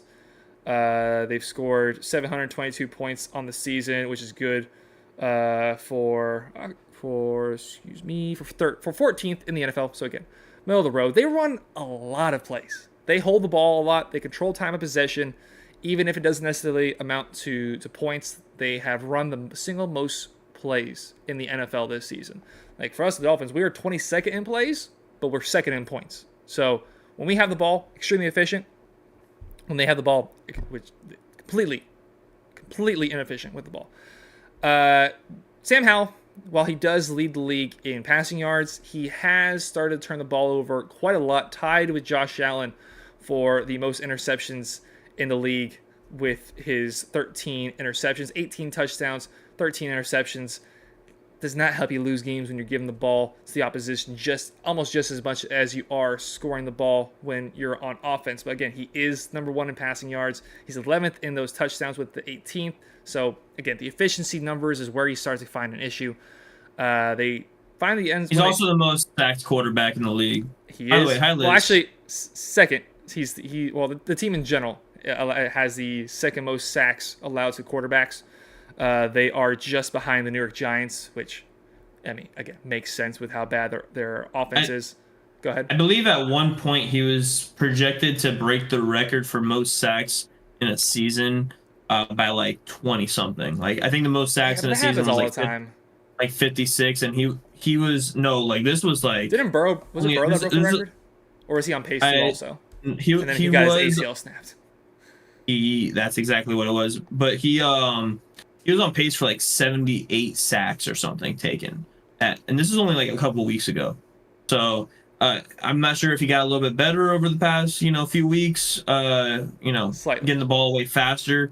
But yeah, their offensive line is not good. I thought it was gonna be like middle of the road going into this season. Like I thought it was gonna be an average offensive line. Yeah, no, it's just absolutely horrible. And because of how bad that offensive line is, they do not run the ball a lot. This is a ball which makes sense. Eric Bieniemy coming over from the Kansas City Chiefs with Andy Reid. I'm sure he learned a thing or two about passing the ball. They are 29th in total rushing attempts, whereas they're first in passing attempts. This is a team that loves to move the ball through the air. They trust their quarterback, Sam Howell. He started that game last year, meaningless game against the Dallas Cowboys, and played very solid, won them the game, which was a not must-win game for the Cowboys, but the Cowboys had a possibility, if I'm not mistaken, to win their division or at the very least improve their playoff position, and they lost. They and would. The Commanders had They nothing would to have play for. been the Cowboys last year in that game. They were playing for the number 1 seed, actually. And If they were playing for the won- division and the number 1 seed. Well, yes, because if they won and the Eagles lost, they secured the division and the number 1 seed. But it other than that, if the Eagles won, it didn't matter what they did. They were going to be the 6th Which the seed, Eagles or did 5th seed. win, but it's still like, wait a minute. What are you doing losing to a rookie quarterback in his first start? Like I just said, they do allow the second most sacks in the NFL, 31st in that nature. They've allowed 55 sacks this season. That's wow. That's bad. I told you. I think the record's not really far away. Like, he's going to break the record. Apparently, the Giants have had their quarterback sacked 69 times. 69. Which, let's just do the math real quick. 69. What was that? Week 12 divided by 12. It's over almost 6 sacks a game is what the Giants are currently looking at. That's got to be on pace for the record, if not already broken the record. They have some really good offensive metrics, which is the part of the team that you're most scared of. They're second. They get the second most first downs, which makes sense when they run a lot of plays. But then as you progress through the downs, they get less and less efficient. They get the second most first downs, but they are 18th in third down percentage, and they're 21st in fourth down percentage. So they get a lot of first downs. It's kind of because they run a lot of plays. As you get them closer and closer to the fourth down, they become a worse and worse offense. But Donovan, you're somebody who has Sam Howell in one of your fantasy leagues, or you still have him, right? You traded him away. Oh no! I still have no. You still have him in one that I know of. So he is what we've hoped he would be in a way. You know, if you're a Washington Commanders fan, he's athletic. He has some serious pop on the ball. Like last week against the Cowboys, while in the midst of my food coma, I'm looking at him throw passes. Like the arm angle and the release point that he's throwing the ball at, it looks like he's about to throw it into the dirt. Like I kind of half turn away because I've seen that ball. I've seen that play. I've seen that throw with that release point, and it looks like he's about to throw into the dirt, and he hits his receivers in the chest. I'm like, excuse me? He has the pop. He has some athleticism. Yeah. He's not the tallest guy in the world, but he can make plays happen. So from what you've seen from Sam Howell, both on your fantasy team and just in general, what should we expect from him as a quarterback? Honestly, he's like one of those that he can either rise in the moment or suffocate in the moment. And now, given that when he suffocates in the moment, it's not particularly his fault, as we know he's the second most sacked quarterback in the league currently. By the way, the record is 76 times in 2002. So, Giants are easily setting that. It's 76 by David Carr in 2002. Who was also on the Giants, right? Or was he on the Texans at that time? Texans at that time. I think it was his rookie season. That makes sense. Yeah, ruined his career. But yeah, Sam Howell. I mean, I would expect somewhere in the realm with this bend don't break defense, somewhere in the realm of probably 350 passing yards, 2 interceptions, and probably like 3 or 4 sacks. Yeah, I definitely expect this to get to him. He's taken a nice little leap, and his offense in general has taken a nice leap. You look at last year, they're only scoring 18.9 points per game. And then I like what Eric Bieniemy's done with this offense. He's not... Look, is he going to be a head coach one day? We'll find out. But they definitely... The offense has gotten better. They're throwing the ball way more and with a lot more efficiency. Like we talked about how they're number 1 in passing yards this year. Last year, they were only 21st in passing yards last year. They ran the ball a lot more, but they were terrible on the ground just like they were this year. Like they had the fourth most rushing attempts last year, whereas this year they have the fourth least rushing attempts. But they last year had the fourth least amount of rushing touchdowns. This year the offense, it's gotten better. It's Eric Bieniemy's first year in charge in that offense, and I like what he's done with the team. I don't like Ron Rivera as a head coach, and this is going to be a game that's very much clash of personalities. You have one of the last old school coaches in the NFL. You still have Bill Belichick. You still have, even though it's not old school, he is old. With Pete Carroll, over with the Seahawks, but he is a very traditional. He's a former player. He's a defensive guy. He doesn't go for it a lot on fourth down, and when they do, they don't do it well. Do you think this is probably going to be his last year, at the very least, as the coach of this team? He's definitely out. I could see him possibly being a defensive coordinator in the coming seasons, but I think he's more so gonna take the role probably in like the booth or something after this year. But yeah, he's done as a head coach. He's not gonna coach. He's not gonna be a head coach of another team for the rest of his career, most likely. Yeah, and look, like he's a player's coach. He was a player. We love Ramsey. Yes, sir. I was referring to Liz. Yeah. I know you were. You never said hi to her. Talked to her on the phone twice today. Calm down. All right. I get enough trouble as it is. All right. I don't need you assisting. Proceed. But yeah, he's the player's coach. Everybody loves him in the building, and he's respected. But kind of like Bill, you're falling off with the times. You're a defensive head coach whose defense sucks. It's kind of like talking about the Chargers and Staley. You're a defensive head coach whose defense sucks. You're Sean McDermott with the Bills. You're a defensive head coach whose defense sucks. These are all guys that are probably going to be fired after this season, and I could foresee it happening with Rivera too, especially like in that tough of a division when you have the Cowboys and Eagles constantly on top. By the way, this is possibly going to be the first time that that someone wins that division in back-to-back years. I just realized that as I was talking. Yeah, it's man, was it 10 years or something like that? It might be something more. like that. It honestly might be more. It might be, because I think it's going back past the 2007 season, if I'm not mistaken, because I remember seeing both Giants in there. I mean, but yeah, we have Google Google as a tool, so why not? You can keep going talking as I look this up. But yeah, I don't, especially with the rise, their new ownership played a strong hand in getting Jack Del Rio fired. I believe, at least 2004. The owner, 2004. Nearly 20 years, bro. Nearly 20 years. Actually, I think this is technically the 20th year if you're counting 2004. So this is the 20th year. I don't know how they countered it, but it doesn't matter. That's still insane. No, because last year they considered the 2022 season, even though it ended in 2023.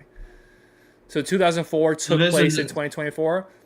Oh, actually, okay. That's what I'm saying. Right. You're right. Oh, yeah. Yeah. I think. Yeah. Anyways, new ownership there. You're going to want to kind of go in the new direction, like all these other successful teams are going. Andy Reid is an older coach. However, he's very inventive. He's Nick Sirianni, very inventive. Sean McVay, Kyle Shanahan, Mike McDaniel, Brian Dable.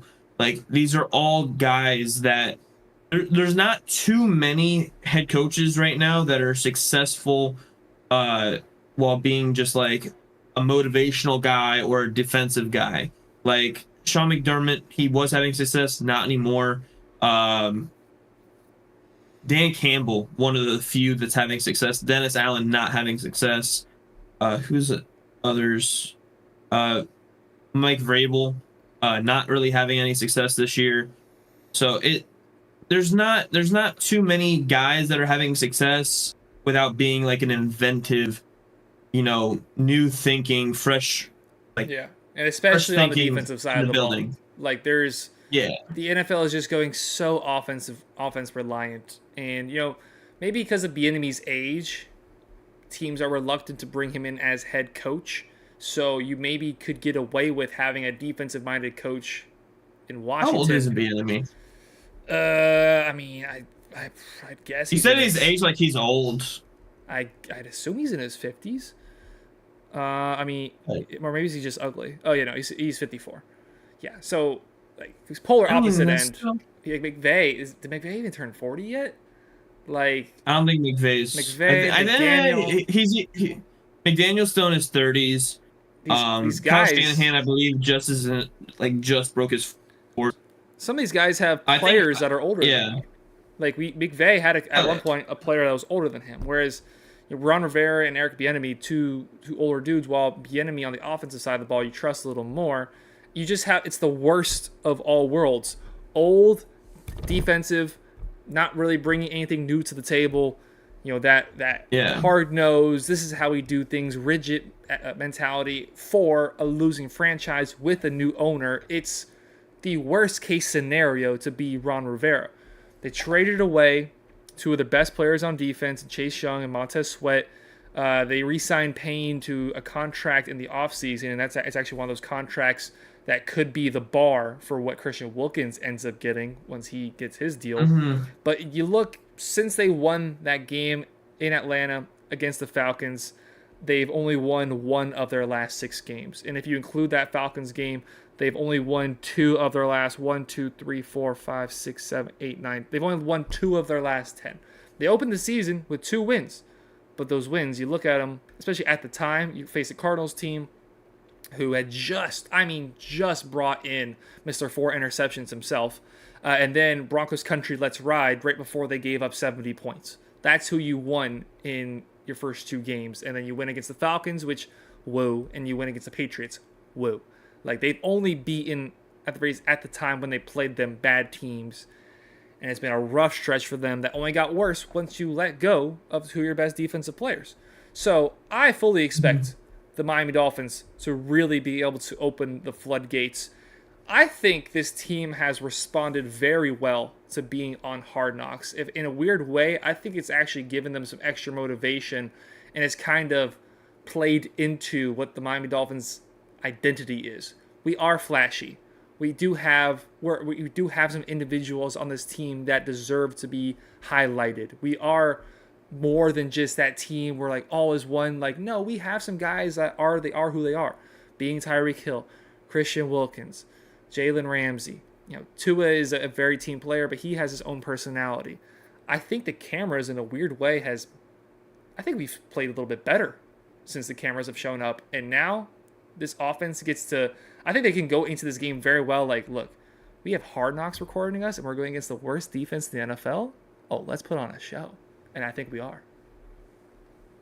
I honestly, I'm gonna agree with you that we're gonna put on a show. As far as the Hard Knocks thing goes, I think our defense has been playing well since back, and it was funny enough. Someone NFL just posted right when we started the stream that like the Dolphins numbers since Ramsey's been back, and it's like all top 10, top 5 numbers.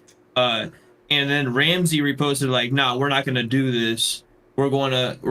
This is a team effort. This is everybody in the building put in work." And I really like that. I really like that leadership that he's brought Oh, yeah, 100%. onto the field. Like he's done that in the locker room during his rehab and everything, but to have that on the field is so much more important. As well as now Cater's in the slot where he's supposed to be. Nick Needham is also back and healthy. So it's great to see those guys, but offense it's been kind of like the same the last like 3 weeks. It's not really been superb, given we did play very well against a good Jets defense. Nope. Ramsey effect. Hey, I'm taking Ramsey's words out of his mouth. Okay. You're not gonna get this girl to back down on Jalen Ramsey. Like, she's fighting. It's Ramsey's words. She's fighting me. I'm like, I remember exactly where I was when we got Jalen Ramsey. I was in the bowling alley. I think it was for Colton's birthday or it was for somebody's birthday, and No, I don't think it was for Colton's birthday, but whatever it was, we were at the bowling alley for somebody's birthday. Might have been my birthday even, honestly. And I get the notification. I immediately send it to her, and I'm excited, right? And she's like, no, no, no, you all called him trash. I'm like, who is you? I was excited. And like, I was on the phone with her. I was on the phone with her after the Raiders game. Okay. I was on the phone with her after the Raiders game when he had the game-winning interception. She's like, no, you guys all called him trash. I'm like, who? Who did? Like, she's like a bunch of people called him wash. I'm like, I defended him last year. I said that defense he was a part of was all beat up. That defense was beat up around him. It already wasn't that good of a defense outside of him and Aaron Donald. And then on top of it, they got surrounded with injuries on an offensive-minded team where the head coach doesn't know if he wants to coach anymore. Like, he was in a really rough situation last year. So, yeah, he had a down year, but I think he still has a lot of miles left in the tank, and we've seen that since he's come over. Like you said, we've been top 10 in so many categories with him on the field as opposed to him off the field. We've seen this defense is night and day. Shut up, bro. This defense is night and day differently than when we have our full allotment of corners versus when we don't, whether it's Rams. I changed over to the other stream that I do. Oh, jeez. He did not defend him. Who's he? Who's he? Is I'm he or is Donovan he? I defended him. All right, maybe not to you necessarily. I defended him last year. Anyway. All right, so points allowed were 4th since he's been back. Total yards allowed were 1st. Interceptions per game were 2nd. Opponent passer rating were 5th, and opponent third down percentage were 2nd since he's been back. And we're going to need it. We're going to need that on Sunday against a Commanders team that they have the ball a lot. Jacob here's what he wants. Yeah, whatever. Whatever. They can score. They're middle of the road in the scoring, but they hold the ball a lot. They don't finish their drives well. I'm just ignoring her at this point. I'm just ignoring her. Love you. They can score the ball. They don't play well on defense. And so we're going to need this defense to show up, because if Washington is going to hurt us, it is going to be on the offensive side of the ball with the weapons they have, the quarterback they have, the system they have. Yeah, I completely agree. And with Phillips being down, we're down a pass rusher. However, I'm the CEO of this fan club. We're full. Oh my god. With him being down, we have Andrew Van Ginkel that's going to be playing a lot of the outside. Now, the good thing is that per PFF, he's the 8th best pass rusher in the NFL. Andrew Van Ginkel. Yeah, right. That's the only piece of notes you have up right now. We get stuck. No, this guy does not open up any notes for our live streams. I have, I think, 12 this open is right true. now. This is I have PFF open. Before so we go live, before we went live, this guy's like, I'm gonna bring something up. I'm gonna bring up PFF rankings, and what's the one thing he quotes? PFF rankings. Hey, Bradley Chubb is also 13th. So yeah. You just scrolled down. All right, bro, that's not that impressive. I didn't have to scroll down. It's right there. So he's been very good for us as well. So I don't think we're really gonna miss too much, and it sucks to say because he is freaking fantastic. But I think we're gonna be fine, and I think we're gonna be able to get to Sam Howell and disrupt him a lot. It's really gonna be that they're gonna be able to yield so much because we're gonna be scoring the ball so fast that they're just going to have so many plays. Like you said, they have the most play because their defense is so bad that offensively they're just going to be chucking it up every time. So honestly, Curtis Samuel to the freaking moon in fantasy, because actually, who's going to be covering him? Is it going to be Cater? Is it going to whatever? They're going to have so many passing yards this week. Doug, Brian Robinson is going to catch so many screens. It's going to be awesome. Probably. I'm very excited to see the battle of the identities. Like, this could truly be like the death of the old school head coach. Young, good looking, high pace offensive minded head coach, smart guy, went to Ivy League school, part of the Shanahan coaching tree, and then you have former player, rigid, defensive side of the ball, older guy. Like, it is the complete juxtaposition of coaching mentalities when you look at McDaniel and Ron Rivera. I think Mike McDaniel, you're going to see. I think you're going to see a Mike McDaniel masterclass here. I think this is a strong Oh, this is going opportunity to be amazing. to show what this offense can do. And everyone loves to talk about, and it's valid. We've only beaten one team with an above 500 record, and that's only because the Broncos won on Sunday. Like, we haven't beaten an above 500 team while They're above, yeah, while they're above while we're 500. playing them. Yeah, exactly. But Given that we team have was done, we have destroyed bad teams. We have made bad teams look bad, and I very much expect. I expect it's like, what was it against the Raiders? Tua had like a very quiet 340 yards and 2 touchdowns. I expect the same exact thing. I expect Tua to finish around 350 yards, get 2 or 3 touchdowns. I could very much see another game where we see both Waddle and Tyreek over 100 yards apiece, because that's all we throw to. We don't have a number 3, and the offense. I've been asking for them to spread the ball out a little bit more. They're not listening to me, so I just have to take it for what they are. They are just funneling the ball to Tyreek Hill.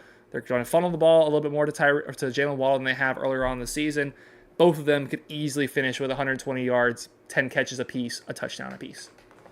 Yeah, and their best corner, Emmanuel Forbes, is probably going to be out. Play. Yeah. So, and once again, they traded their 2 best pass rushers. So they're now given their 2 interior linemen. Meanwhile, they're not ranked well on PFF. I think they're like 39-42. But you know they're good players. They just haven't played well with the defense around them. Yeah, Jonathan Allen and Daron Payne. Like, we know that they're good players. So the interior is going to have their work cut out for them, but I mean, just that secondary is not good. We can get the ball out really quickly. Like, did you see? I'm not sure if we talked about this in a video or not, but Tua and Tyreek have connected 15 times in under 2.5 seconds and over 10 air yards. Yeah, I think you said that. That is the most in the NFL. The second highest in the NFL is Waddle with 10. Okay, that makes sense. So it's Tyreek with 15, and the second highest is 5 less than that. And we're gonna see at 10. We're gonna see a lot of that, because the strength of this Commanders defense was their defensive line. You strip away Sweat, you strip away Chase Young. Now you just have, again, still 2 very solid players that you have there on the defensive line, with Daron Payne and Jonathan Allen. You know, Jonathan Allen's now the leading sack total on the season. They traded away their top 2 of their top 3 with Sweat and Young, and now it's Jonathan Allen who leads the team in sacks with his 5.5. Casey Tuhill is second with his 5, but then the next is 3. Like, they don't get into the backfield with the quarterback very often. So Tua is going to have some time. He's going to have an extra second, but this offense, even when they have time, don't really ask for it. They still get the ball out quick, and that's what they do. Tua hasn't got hit a lot this year. The sack numbers have tremendously gone down. He's only been sacked, our quarterbacks have only been sacked 18 times this year, which is good for 3rd in the NFL. So, I mean, I just think this is going to be just everything points for this to be an offensive explosion. Defensive head coach with a bad defense. You know, they've kind of lost their soul when they traded their dudes away at the deadline. They've lost 5 out of their last 6. So, Donovan, how's this game going to go on Sunday? Oh, it's going to be an absolute just slaughterhouse. What's the line? I haven't checked. It's only 7. The line is only 7. It was 9.5 for the Jets. Yeah, which is why I'm like, no, it's 9. I think it's up to 9.5. It opened at 7. It opened at 7.5, and then it went to 7. We have the exact same spread as last week. The over/under for points scored is 49.5. Well, I'm taking the over on that. Well, I can see us winning the game 35-10, but I'll let you give your prediction. That is not my official prediction. I still haven't figured it out yet. So go ahead. 52-21. Whoa! Jeez. This is a team that does allow a lot of points, so that's not the craziest thing. Their last 4 losses, the least amount of points they've allowed is 29 points in their last 4 losses. 38, 29, 31, 45. So only one of those was below 30. And again, that was 29 points. Against the Seahawks, who solid offense, questions at quarterback, and the others were against the Eagles, the Cowboys, and the best offense in football, the New York Giants. No, definitely not the case. Definitely not the best offense in football. Shout out to Saquon Barkley, 30 fantasy points. Shout out to this man for giving me in that game. Yeah, 6 points last week, buddy. Don't care, still won. I won by 33 over Manning. Hi, Daniel. I'm going to go with a very high-scoring affair for the Miami Dolphins. I don't think, quite like Donovan thought, that we're going to single-handedly cover the spread, or not cover the spread, cover the over-under ourselves, which, again, is 49.5. But I do think we're going to score. And usually when we expect to score, it doesn't end up being the case. Usually we'll end up scoring in the 20s. But I do think we'll crack.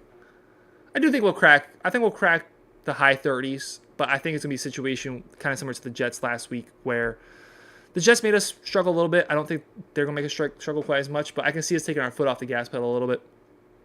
I'm going to go with 38 to 13. So over-under, just barely beating it, but easily covering and easily a Miami Dolphins win. Let us know your thoughts and your score predictions down below in the comments.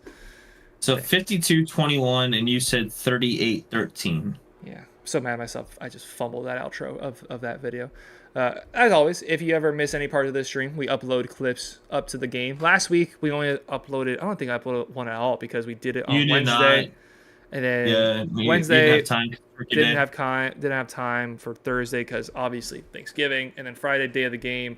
This guy usually does his keys to the game, but he didn't do that. So, yeah.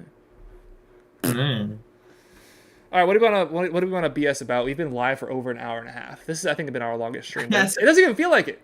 It really doesn't even feel like it. It's been because we haven't bullshitted that much, honestly. And like we normally. Here we are. Here I am. Once again. It's time for BS. I feel like the Commanders are going to be like the Broncos game. Dude, I kind of said the same.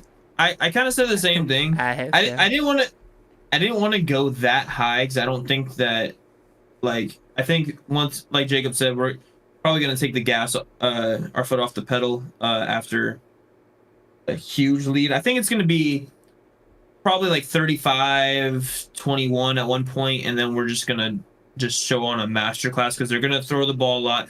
Now, 52, I'm not necessarily saying that's all offensive. I wouldn't doubt a pick 6 in there, because they're going to be throwing the ball a lot. So, like I said, I think Sam Howell's going to be 350. 350 yards passing, 2 interceptions, like 3 or 4 sacks.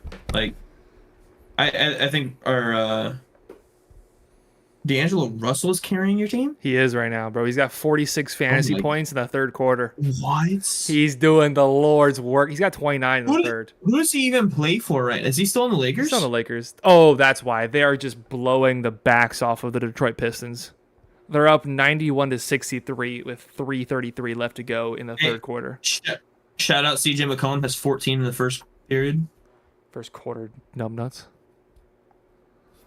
Period, quarter, same shit. No, period's only for 3.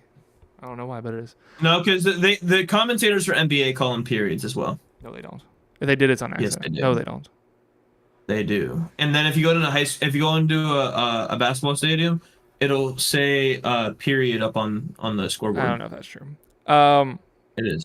So our part of BS Corner actually will kind of stay on topic with football. So I think it was it Ian Rappaport or Schefter that said there could be between 7 to 10 head coaching openings come the off season. And I guess we'll play a game right here, kind of similar to what we did earlier. And if you guys watching at home want to participate, feel free to. So we know how I guess not exactly the same thing. I was going to say how the NFL or the NBA crew on TNT does the who he play for. That's will he coach for is what we're going to do here. if my ESPN web app would load. Why are we not loading ESPN?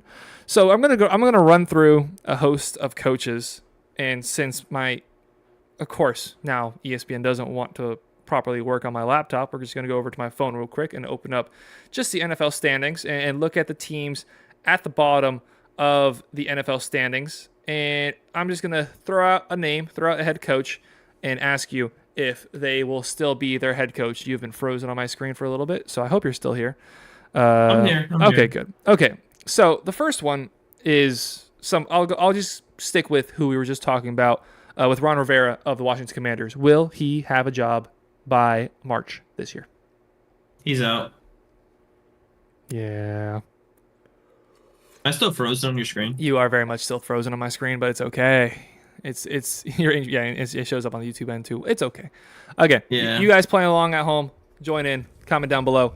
Comment the name because there's a little bit of lag. A delay. A little bit of delay. So you say fired. Okay, let me know who you think's gonna be fired. Number 2, Matt Eberflus of the Chicago Bears. Will he have a job? Gone. Completely gone. Out of here. Yeah. Okay. Those first two were pretty easy. So let's make it a little bit more difficult. Robert Saleh of the New York Jets. Report did come out that homie, let me finish talking. Jesus Christ. Reports come out that the team, the head coach, the coaching staff, and the GM are operating as if all their jobs are safe. But we know that is not always the case. We saw a report that Reich was going to get the rest of the season to prove himself, and then he was fired in a week. So we know owners, they're not the smartest when it comes to football. Could they get a little bit feisty? So you say he's staying? I say he's staying. I think he's going to get the benefit of the doubt with Rodgers. Like, they all knew that Zach Wilson sucked. There's a reason that they went in and traded a lot of capital and brought in everybody that Rodgers wanted. Ooh, my screen just went white. That's crazy. Can you hear me?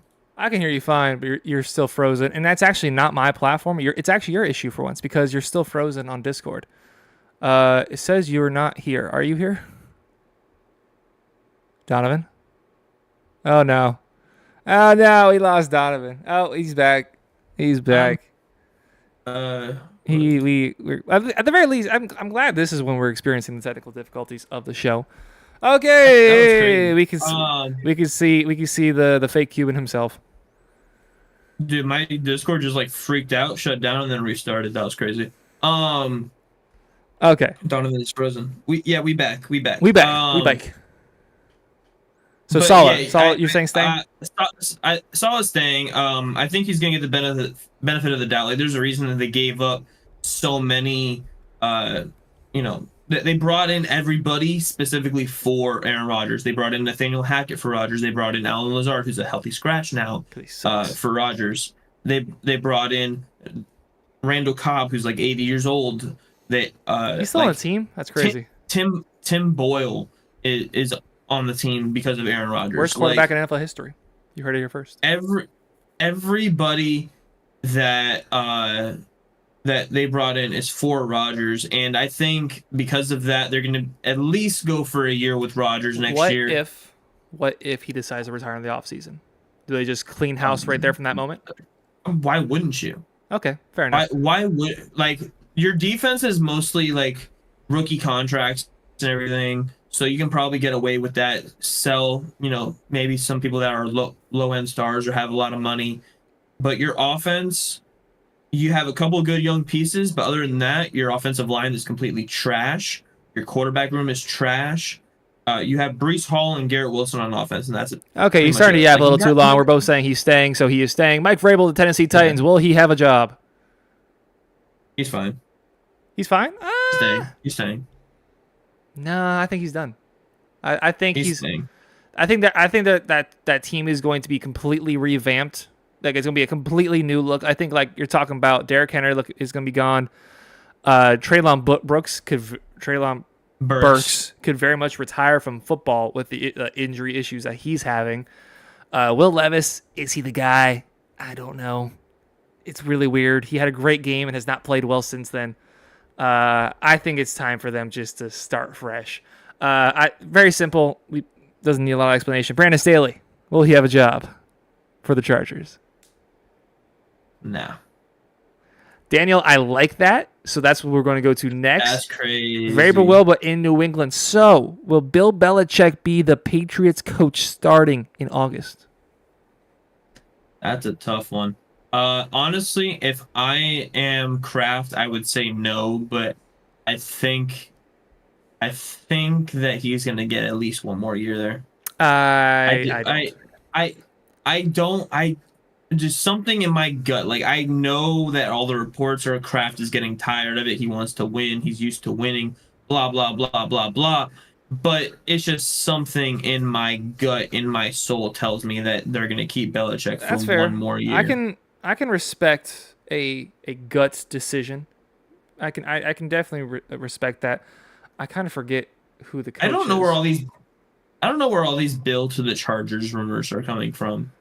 Um, I think that actually, in terms of what they need, makes a little bit of sense. If you can convince Moore to Kellen stay, Moore. huh? He's gonna get head coaching Yeah, interviews, Kellen Moore. if you can get Kellen Moore to stay as OC, I can see that being the case. But also, Bill Belichick on the West Coast seems kind of weird. Like he's not really an LA guy. Like he fits very well in the Northeast. But I think, and also, is he even a good coach anymore? Like, is he really? Like Yeah. we keep saying like, oh, he's a good coach, bad GM. Is he really a good coach anymore? Like he's as stubborn as Ron Rivera is, and he's got less wins than Ron Rivera has. A little less fun one to bring up, but if they do not win their division, Dennis Allen of the New Orleans Saints, will he be the Saints coach next year? He shouldn't be, in my opinion. I He shouldn't think be. whatever teams do not win that division should fire their coach. So I will also include the Tampa Bay Buccaneers with Bowles. I think he stays. That's gross. I don't think he should. Like once again, I think he should be gone. But there's always like a few of those teams that are just like they're gonna hold on to their coach for one more year, even though they're trash. Todd Bowles is a great defensive coordinator. Defensive coordinator. Terrible head coach. I disagreed with that decision to promote him to head coach from the second they did it. I thought that was terrible. Somehow they're doing better this year than they did last year with Brady. Like that's kind of crazy. Are they Record really? wise. They got 4 wins, don't they? Or is it 5? Yeah, but last year they made the playoffs with like 8-9 record or something. I don't think they're getting to 8 wins. But also, well, They're okay. on pace. That division is so bad. Again, I think whoever doesn't make the playoffs fires their head coach. So next, Arthur Smith of the Atlanta Falcons. Now, fantasy owners, I know everybody wants him gone. Please. But do you think he truly will be fired? Not would you? Do you think he will? If he wins the division, they're not firing. I don't think they're firing him either way. I think Really?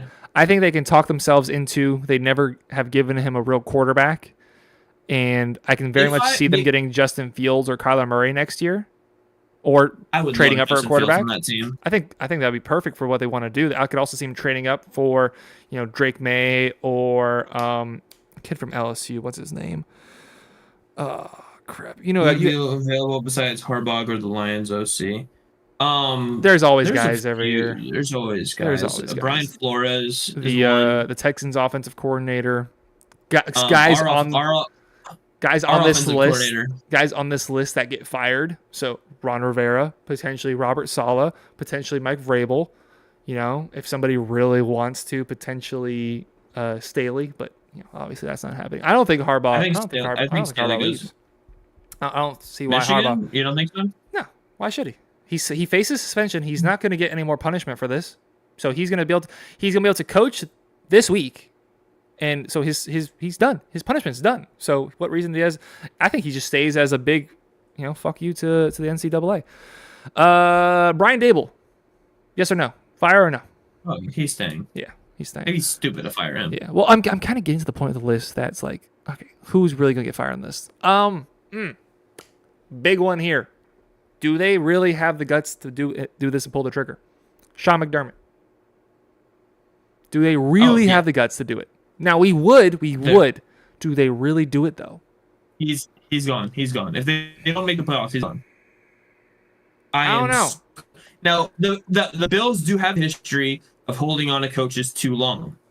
And they're kind of like that family organization. Sean McDermott, he's gotten into the AFC Championship. He's made these playoff runs. Obviously, last year, lost in ceremonious fashion, and the conversation has really started since then. I think he stays. Just again, gut. No logic. Logic would lean me towards he gets fired, but something tells me he's gonna stay. I kind of hope he stays, honestly. I do too, because I don't think that they're going anywhere with him. Now it does look like since they fired Ken Dorsey, that Joe Brady things has better. brought this offense a little. But they're still losing. Kind of like firing Matt Canada with the Steelers. But they're still losing. But yeah, once again, it's Josh, the play calling towards the end of the game. How aggressive are you? That is not on the OC. That is on the head coach, because the head coach dictates how aggressive you are. The head coach is going to be like, nah, we're running the ball here, and we're going to settle for a field goal in overtime instead of trying to gash them for a touchdown. Right. I have one more because I don't think there's any, like with Green Bay, he's done a good enough job. McVay's not getting fired. Cincinnati, he's not getting fired. Antonio Pierce is not necessarily fired. Like, do they bring him back? But this is a hypothetical. This requires a little bit more explanation, because if I were just to say this straight up, you'd be like, why would he get fired? Like, they're playing good football. They're arguably a top 5 team in the NFL right now. They won a playoff game last year. But if this hypothetical happens in the first round of the playoffs, considering they're going to be playing, likely to be playing, do you know where I'm going with this? I think so. They're in the playoffs, in the first round of the playoffs, they're likely to be playing the winner of the NFC South. Albeit on the road, you are going to probably play a team. Ooh, he did not know. You're probably going to be playing a team in the first round of the playoffs with a losing record, with a bad quarterback. If the Dallas Cowboys lose their first playoff game to whoever the NFC champ is, NFC South champ is, does Mike McCarthy get fired? And does Deion Sanders get brought in as Dallas Cowboys head coach? That second part was a joke, right? No. Think about who we're talking about here. I'm not saying it's a good idea. It's Jerry Jones. That's true. It's Jerry Jones. I don't think it's a good idea. That's exactly why it might happen. Call me crazy. Call me crazy. Tell me what I just said is lunacy. Tell me it is, because you know it's not. I don't think that's going to happen, because thank you, Daniel. Thank you, Daniel. He knows I'm cooking. Josh Allen because he cost another job. So. I think that Josh Allen hate's gotten a little overplayed. He is a little reckless with the ball, but he's still a top 3 quarterback. It's not honestly, a good idea. But if they lose to the Falcons... If they lose to the Falcons, I mean, Mike McCarthy should be fired regardless, honestly. Nah, that's not true. That's not... Like, we all made fun of the hiring, but he was almost the number 1 seed last year. If things go a little bit differently that last game of the season, they're the number 1 seed. This year, I don't see the Eagles losing 3 games, and the Cowboys have already lost 3 games. They've already lost 3 games. So I think that division's already on wrap. But like, let's say the playoffs were not determined by division winner, and it's just straight up record. The Cowboys easily could finish with a number 2 or 3 seed. Like, let's say it was NBA format, where it's just best record, line it up. Mm-hmm. They could easily finish with a number 2 or 3 seed, but because they have the Eagles in their division, they're not going to have that. They're going to finish as the top wild card, which means they're going to get to play a team likely with a losing record, even though it's on the road. And we've seen this happen before, like with Seattle, with Beast Mode happening. We've seen it happen where a team with a losing record has won a playoff game. I think we actually saw it twice. I think the Panthers did it as well, if I'm not mistaken. Panthers did it as well, yeah. So, if Jerry Jones, who is old, and in case you don't know, people that are old die eventually, and he wants to see another Super Bowl before he dies. So he's not thinking about, oh, how will this affect the team in 5 years? What is the money going to be like? He doesn't care. He's about to die. He wants to see another Super Bowl. In order to do that, the thing he might fire Mike McCarthy, which I think is actually a decent idea. And who's the nice, bright, handsome, sexy, flashy, hotshot coach right now that everybody's talking about, even though they just had 4 wins? Even though they had 4 wins, they were being broadcast on Fox every single week. Everybody loves him. Everybody talks about him. And previously played for the organization, can easily check that box off to justify it, was the best player at his position in NFL history, brings the swagger of the Cowboys to its highest peak. Tell me I'm wrong. Tell me You're I'm wrong. you're wrong because Deion Sanders and Jerry Jones would not be a good combo Jerry because wouldn't know that. Mike McCarthy is a puppet. He does whatever Jerry Jones wants. And now everybody likes to talk shit about Jerry Jones as an owner. I do. And like, oh, like he I'm part of has that. too much control of the team. I'm part of that. He's the only owner that's a GM as well. Yeah, But like bro, what? he's done such a good job drafting. If we're being honest, That's valid. his draft That's valid. his drafts, like bro, he got Deron Bland in the 5th round. Like He's terrible at contracts, though. He's he is terrible at terrible contracts. Terrible at contracts. I'll give you that all day long. But drafting, and I know that's mostly like, okay, he's listening to his advisors around him about like, you know, who I don't know would if he fit is, this honestly. scheme better. I think that's actually part of the issue. I think he's not listening. I don't the contract stuff. That's all on him. But I think the drafting is like, okay, he's listening to his scouting department. Yeah, I don't think that McCarthy gets fired no matter what. I think In this particular instance, though. I think if anything, if he gets fired, I don't think it's Dion. I think it's Dan Quinn. No, that's not sexy. I think Dan Quinn's been there a minute, and that defense has been one of the best in the league while he's been there. He went to a Super Bowl with the Falcons. He was arguably fired too soon with the Falcons. I'd rather fire somebody too soon than too late. And the writing was kind of on the wall for him. They kind of just they pulled the trigger a little early, and the players were not happy about it. Like, I do remember that. Yeah. I think that Jerry has seen what it's like to implement puppets. Did with Jason Garrett. He's now done with Mike McCarthy. And I don't think he's going to... In that nature, I still don't think he's going to go as far to do, like, get a Ben Johnson, bring in, like, this young, hotshot offensive guy who's smarter than him. He's not doing that. He's not doing that, but you bring in somebody who is... Deion's fantastic at the podium. He says all the right things. He stands his ground. He's a Cowboys legend. He's old school. He's an NFL legend. He's Deion Sanders. Deion Sanders is one of one. There is nobody that has ever played in the NFL quite like Deion Sanders. There's no athlete that's really ever been like Deion Sanders. I mean, who's as close? I mean, O.J. Simpson when he was playing, like just in terms of the gravitas that surrounded him. Dan Marino a little bit with the Dolphins down here, but like especially in the NFL where it's hard to get that stardom because you have a helmet on. It's hard to see people's faces. Who has quite drawn a crowd quite like Deion Sanders has in NFL history?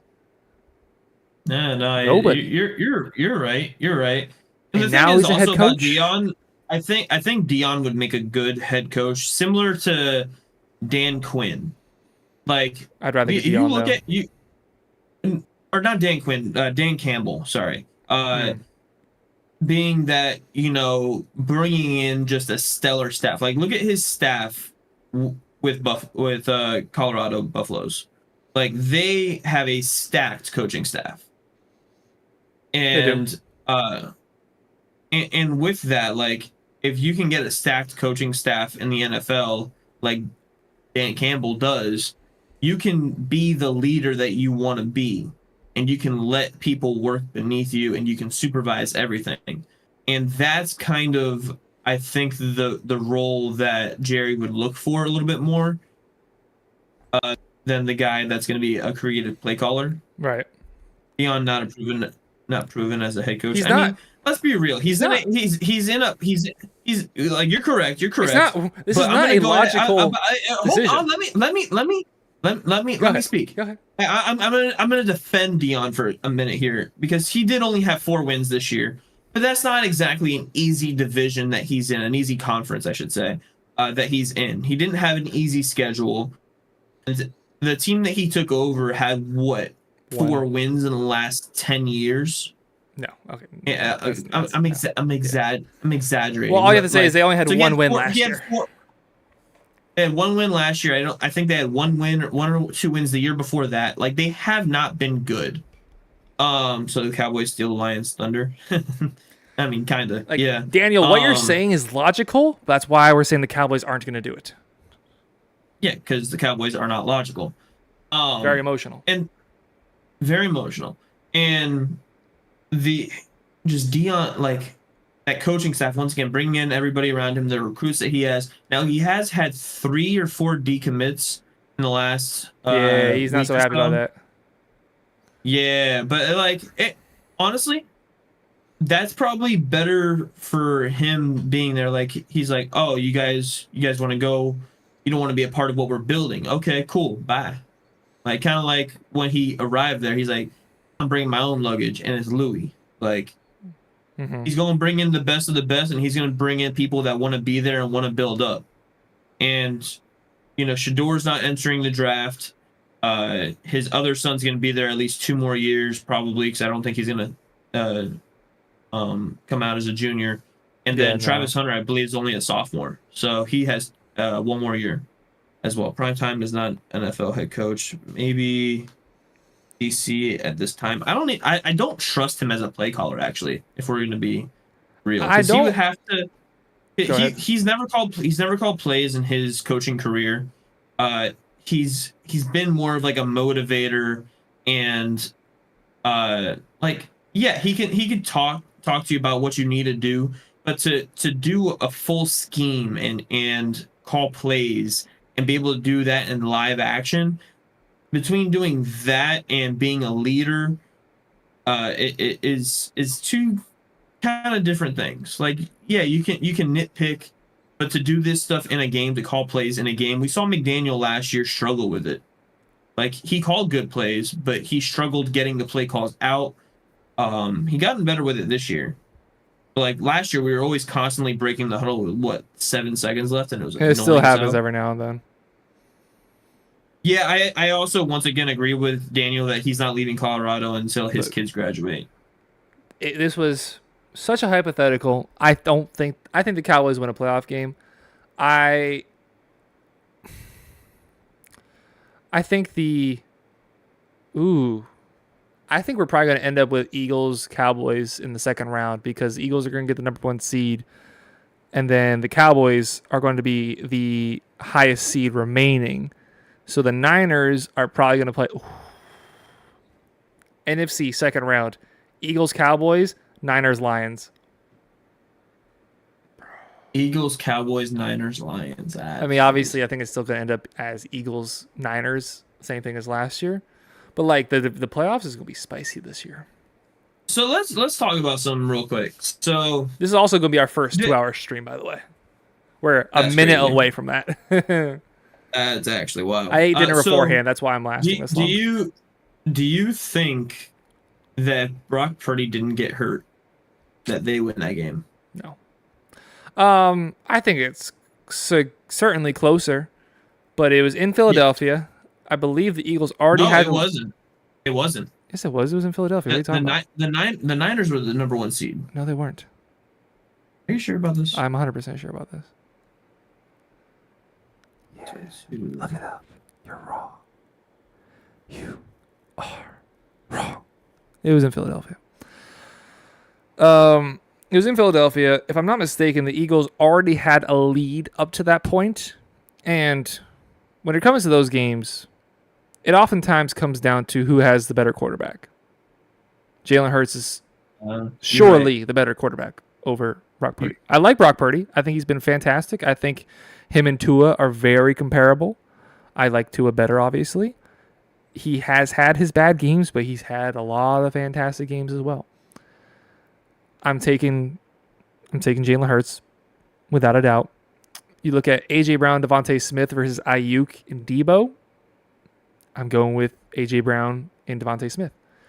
Dallas Goedert to George Kittle. I'm taking George Kittle, but it's not by like a significant margin. Offensive lines, both good. I'm taking the Eagles' offensive line. Ground game, Niners. I'm not going to even try to get that twisted. Defense. I'm going to give that to the Niners. Keep in mind last year their secondary was pretty weak last year, and it's not gotten much better. Whereas the Eagles' secondary has gotten worse.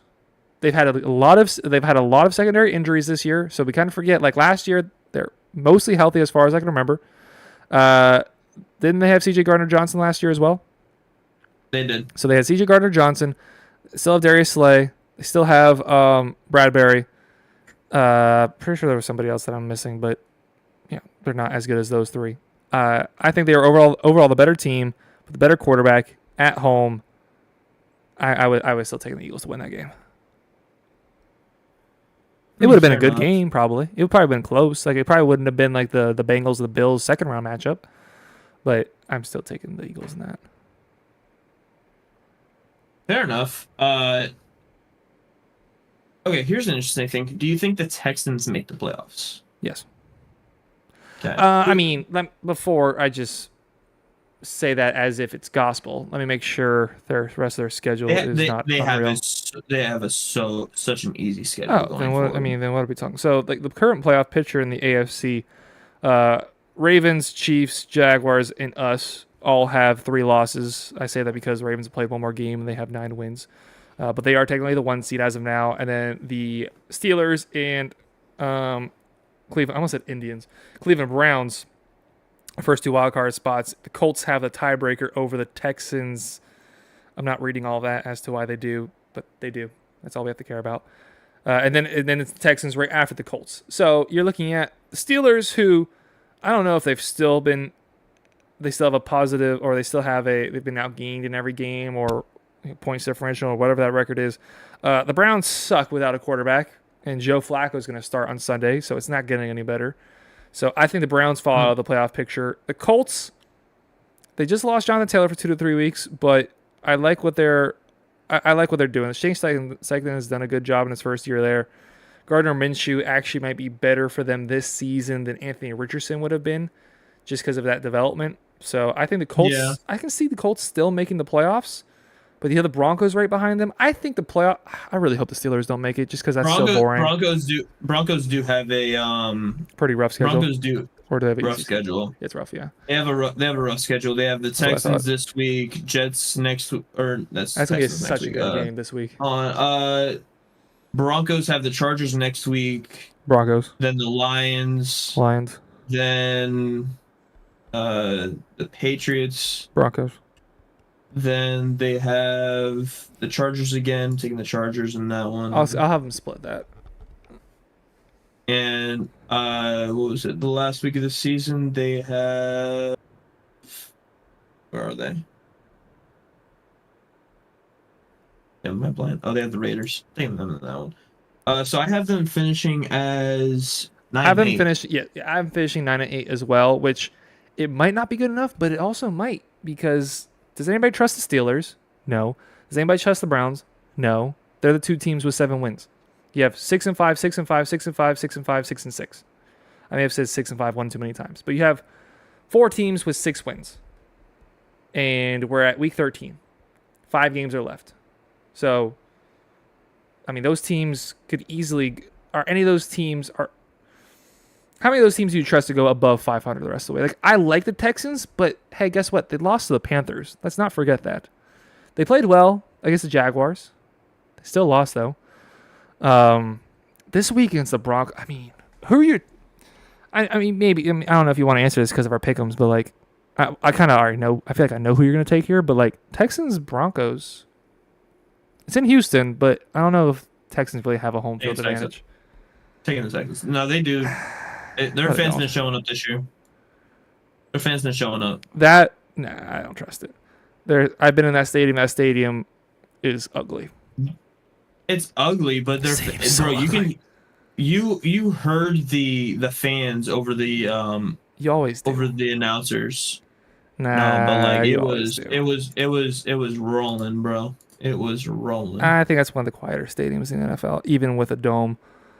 If you're a Texans fan, you're for some reason watching this, cry about it. I don't really care. All right, so I did the playoff machine fairly quickly. Nerd. I have the Kansas City Chiefs 14-3. Oh my gosh, you did the whole thing. Baltimore 13-4. Jacksonville 13-4. Miami 13-4. Miami gets the 4th seed in that because I have us losing to the Ravens currently. Just to keep it kind of like, okay, I'm not gonna have us completely win out. I'll have us lose the Ravens game. If I do flip that game though, then we go from the 4 seed to the 2 seed. So yeah, and then I have the Houston Texans finishing 12-5, being the 5th seed. Then the Steelers at 12-5, 6th seed, and then the Browns sneaking in at 10-7. Do you think the Browns are getting 3 more wins this year? They have. I have them losing to the Rams. Correct. Next week, I have them losing to the Jaguars. Correct. I have them beating the Bears. I have them losing to the Texans. Mm-hmm. I have them beating the Jets. Yeah. And then I have them beating the Bengals. I don't know. Their defense is good enough to beat those. It's all gonna depend on how good is Joe Flacco. It's all gonna depend on how much does he have left in the tank. DTR is clearing concussion protocol. Playing. No, I don't think. I think once Flacco is ready to go, they play Flacco the rest of the season. DTR sucks. He's so bad. He is the Skylar Thompson of the Cleveland Browns. He's so bad. Let's pull up his season stats. 53% completion percentage. 3.9 yards per, I don't know if it's per attempt or per completion, but either way, that's bad. He's averaging 85 yards per game. 1 touchdown, 4 interceptions. A passer rating of 50.6. In scenario, I'm gonna go look at the Browns get 10-7, and so do the Colts are eliminated by way of a tiebreaker. Let me tell y'all. So you guys just heard I why have the Rams. I have the Rams getting in. We get it. We're talking about DTR right now. You guys just heard me talk about DTR stats, right? I hate Skylar Thompson. I think he sucks, and I think all Dolphins fans now can agree he sucks. This is his stats from last year when, again, he sucked. 57% completion percentage, better. 5.1 yards per attempt, better. Yards per game is worse. Touchdown interception ratio, better. Instead of 1-4, it's 1-3. Sacked more, but he's also played more. But so if you look at sacks per game, better. Passer rating, 62 instead of 50, better. Skylar Thompson in every way is better than DTR. And Skylar Thompson sucks. DTR sucks.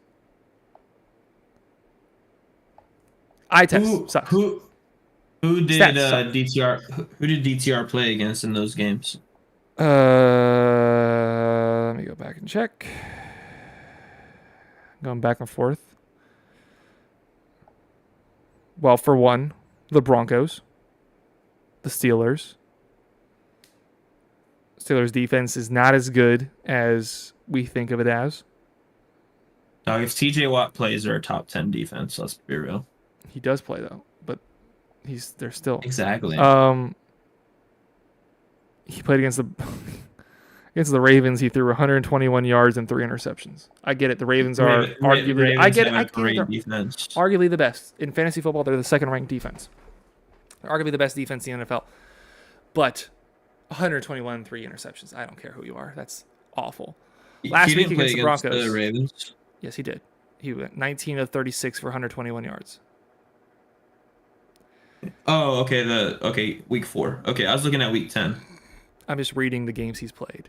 He got onto the field against the Niners, but not counting that game. He threw one singular pass against the Seahawks. Against the Steelers, he was 24 of 43 for 165 yards and an interception and a sack, a QBR of 33, a passer rating of 54.9. The most yards he's thrown for in an NFL game is 165 yards. That's once again against Pittsburgh's defense, which is good. I'm saying that's his best. That's his best in 3 games. Again, I hate Skylar Thompson. He sucks. I don't think he should be on the team. He's the emergency backup. I don't even think he should be that. Let's go look at his. Having Best game DTR last throw year. it 43 times should be a crime That against should humanity. be a crime. Crime-mate. Why in the world did they not run the ball in that game? That's actually wild. It's not showing me Skylar Thompson's stats from last year, so I gotta do this on the old laptop here.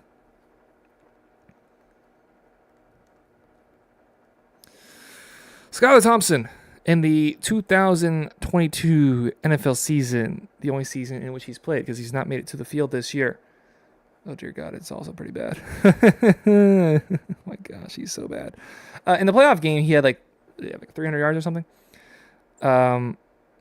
Oh, I feel like he did. he barely cracked 200. I thought he did. No, it was our It's defense 200. Okay, I'm wrong. 220 yards. But that's his high in a playoff game, which is over 200, or high in a game in general, which is over 200. Otherwise, it's 166, which is just better than 165 at DTR. So he's better in that way too. DTR, bad quarterback. Joe Flacco won a Super Bowl MVP. Once he's ready to play, he's going to be playing. 10 years ago. And he's still better. He's 11 still better than years ago. DTR. DTR is 11. hot trash. DTR is awful. Tell me why he's not Skylar Thompson 2.0. Joe Flacco played against the Dolphins in Week 17 last year. Or Week 18 terrible. last year. Yeah, he was terrible. You remember this? Yeah. They put up 3 points. 6. What? 6. Okay. Whoop-de-doo. They put up 6 points. Tell me why DTR is 6. better. Because they scored more than 6 points. That was one against game. Good defenses. Ooh. Last year, Joe Flacco played this very same Cleveland Browns defense. A lot of the same exact pieces. They did not add a lot of pieces this year. And Joe Flacco had himself a game. Again, against this very same... His defense is way better than it was last year. It's like the same exact personnel, brother. Last year, against the Personnel, Cleveland but Browns, better. same players, 307 yards. You DTR's have a barely lot of gotten the same half of personnel as that. last year? Huh?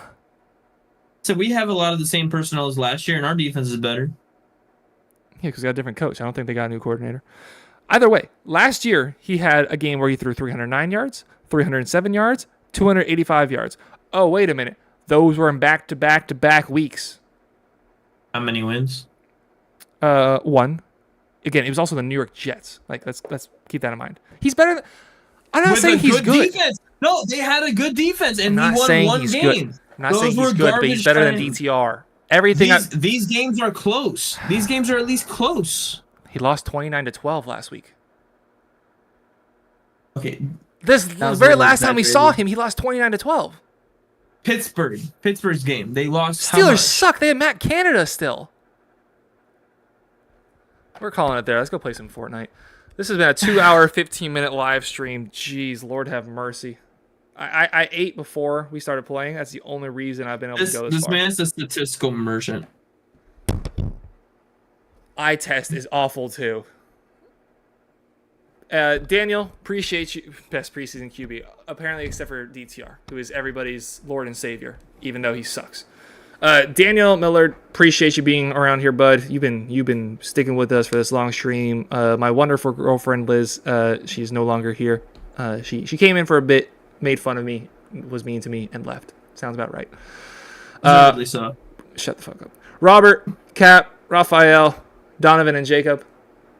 Appreciate everybody who has stopped by in. If there's anybody else in here, I see there's 5 of y'all actually in here, so please hit that subscribe button. We're getting really close to 1,000. We're getting so close to 1,000. Please. If you know, you know. Please, just look. It's free. Look, we talked. Hey, look. Wait. Let me turn this down so I'm not raping your eardrums. Let me turn this down. Let's get intimate. Remember what we talked about earlier? Do you remember what we talked about earlier? We talked about how Jalen Phillips has the best cheeks in the NFL. How that man is double cheeked up on Monday, Tuesday, Wednesday, Thursday, Friday, Saturday, twice on Sundays. Donovan can leave. He can leave. We don't care. Jalen Phillips is walking around with all that booty. And you're not subscribed to us. I what are you doing? For this Why are you still... Hey. We're having a moment. All right. There's 3 of y'all in here still. All right. Yeah, because the other 2 left because of you. Please hit that subscribe button. I just kissed your forehead. I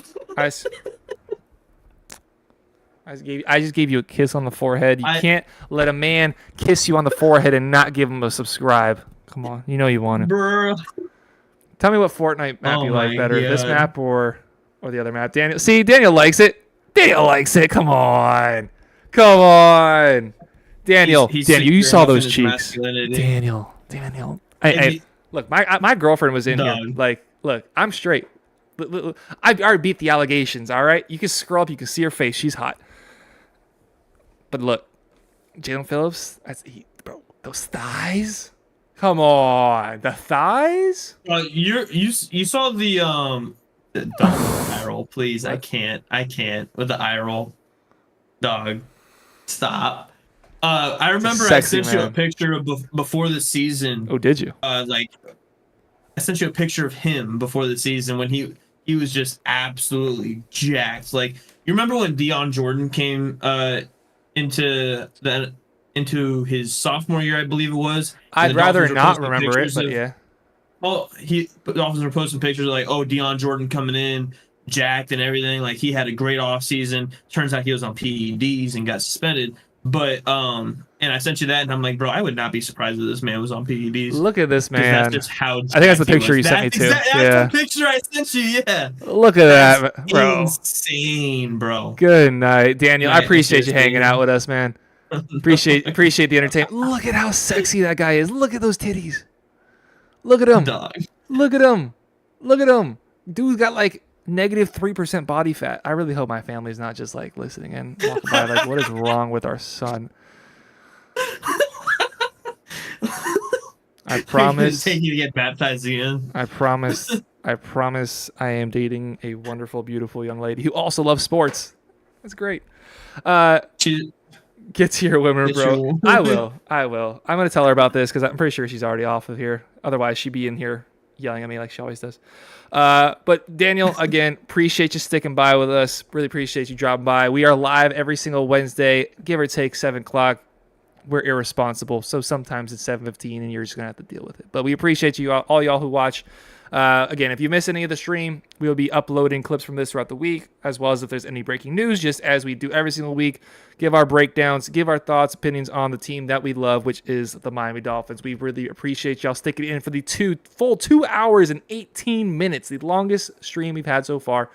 Make sure y'all all have a great rest of your night. Tell somebody you love them. I'll see you guys next time.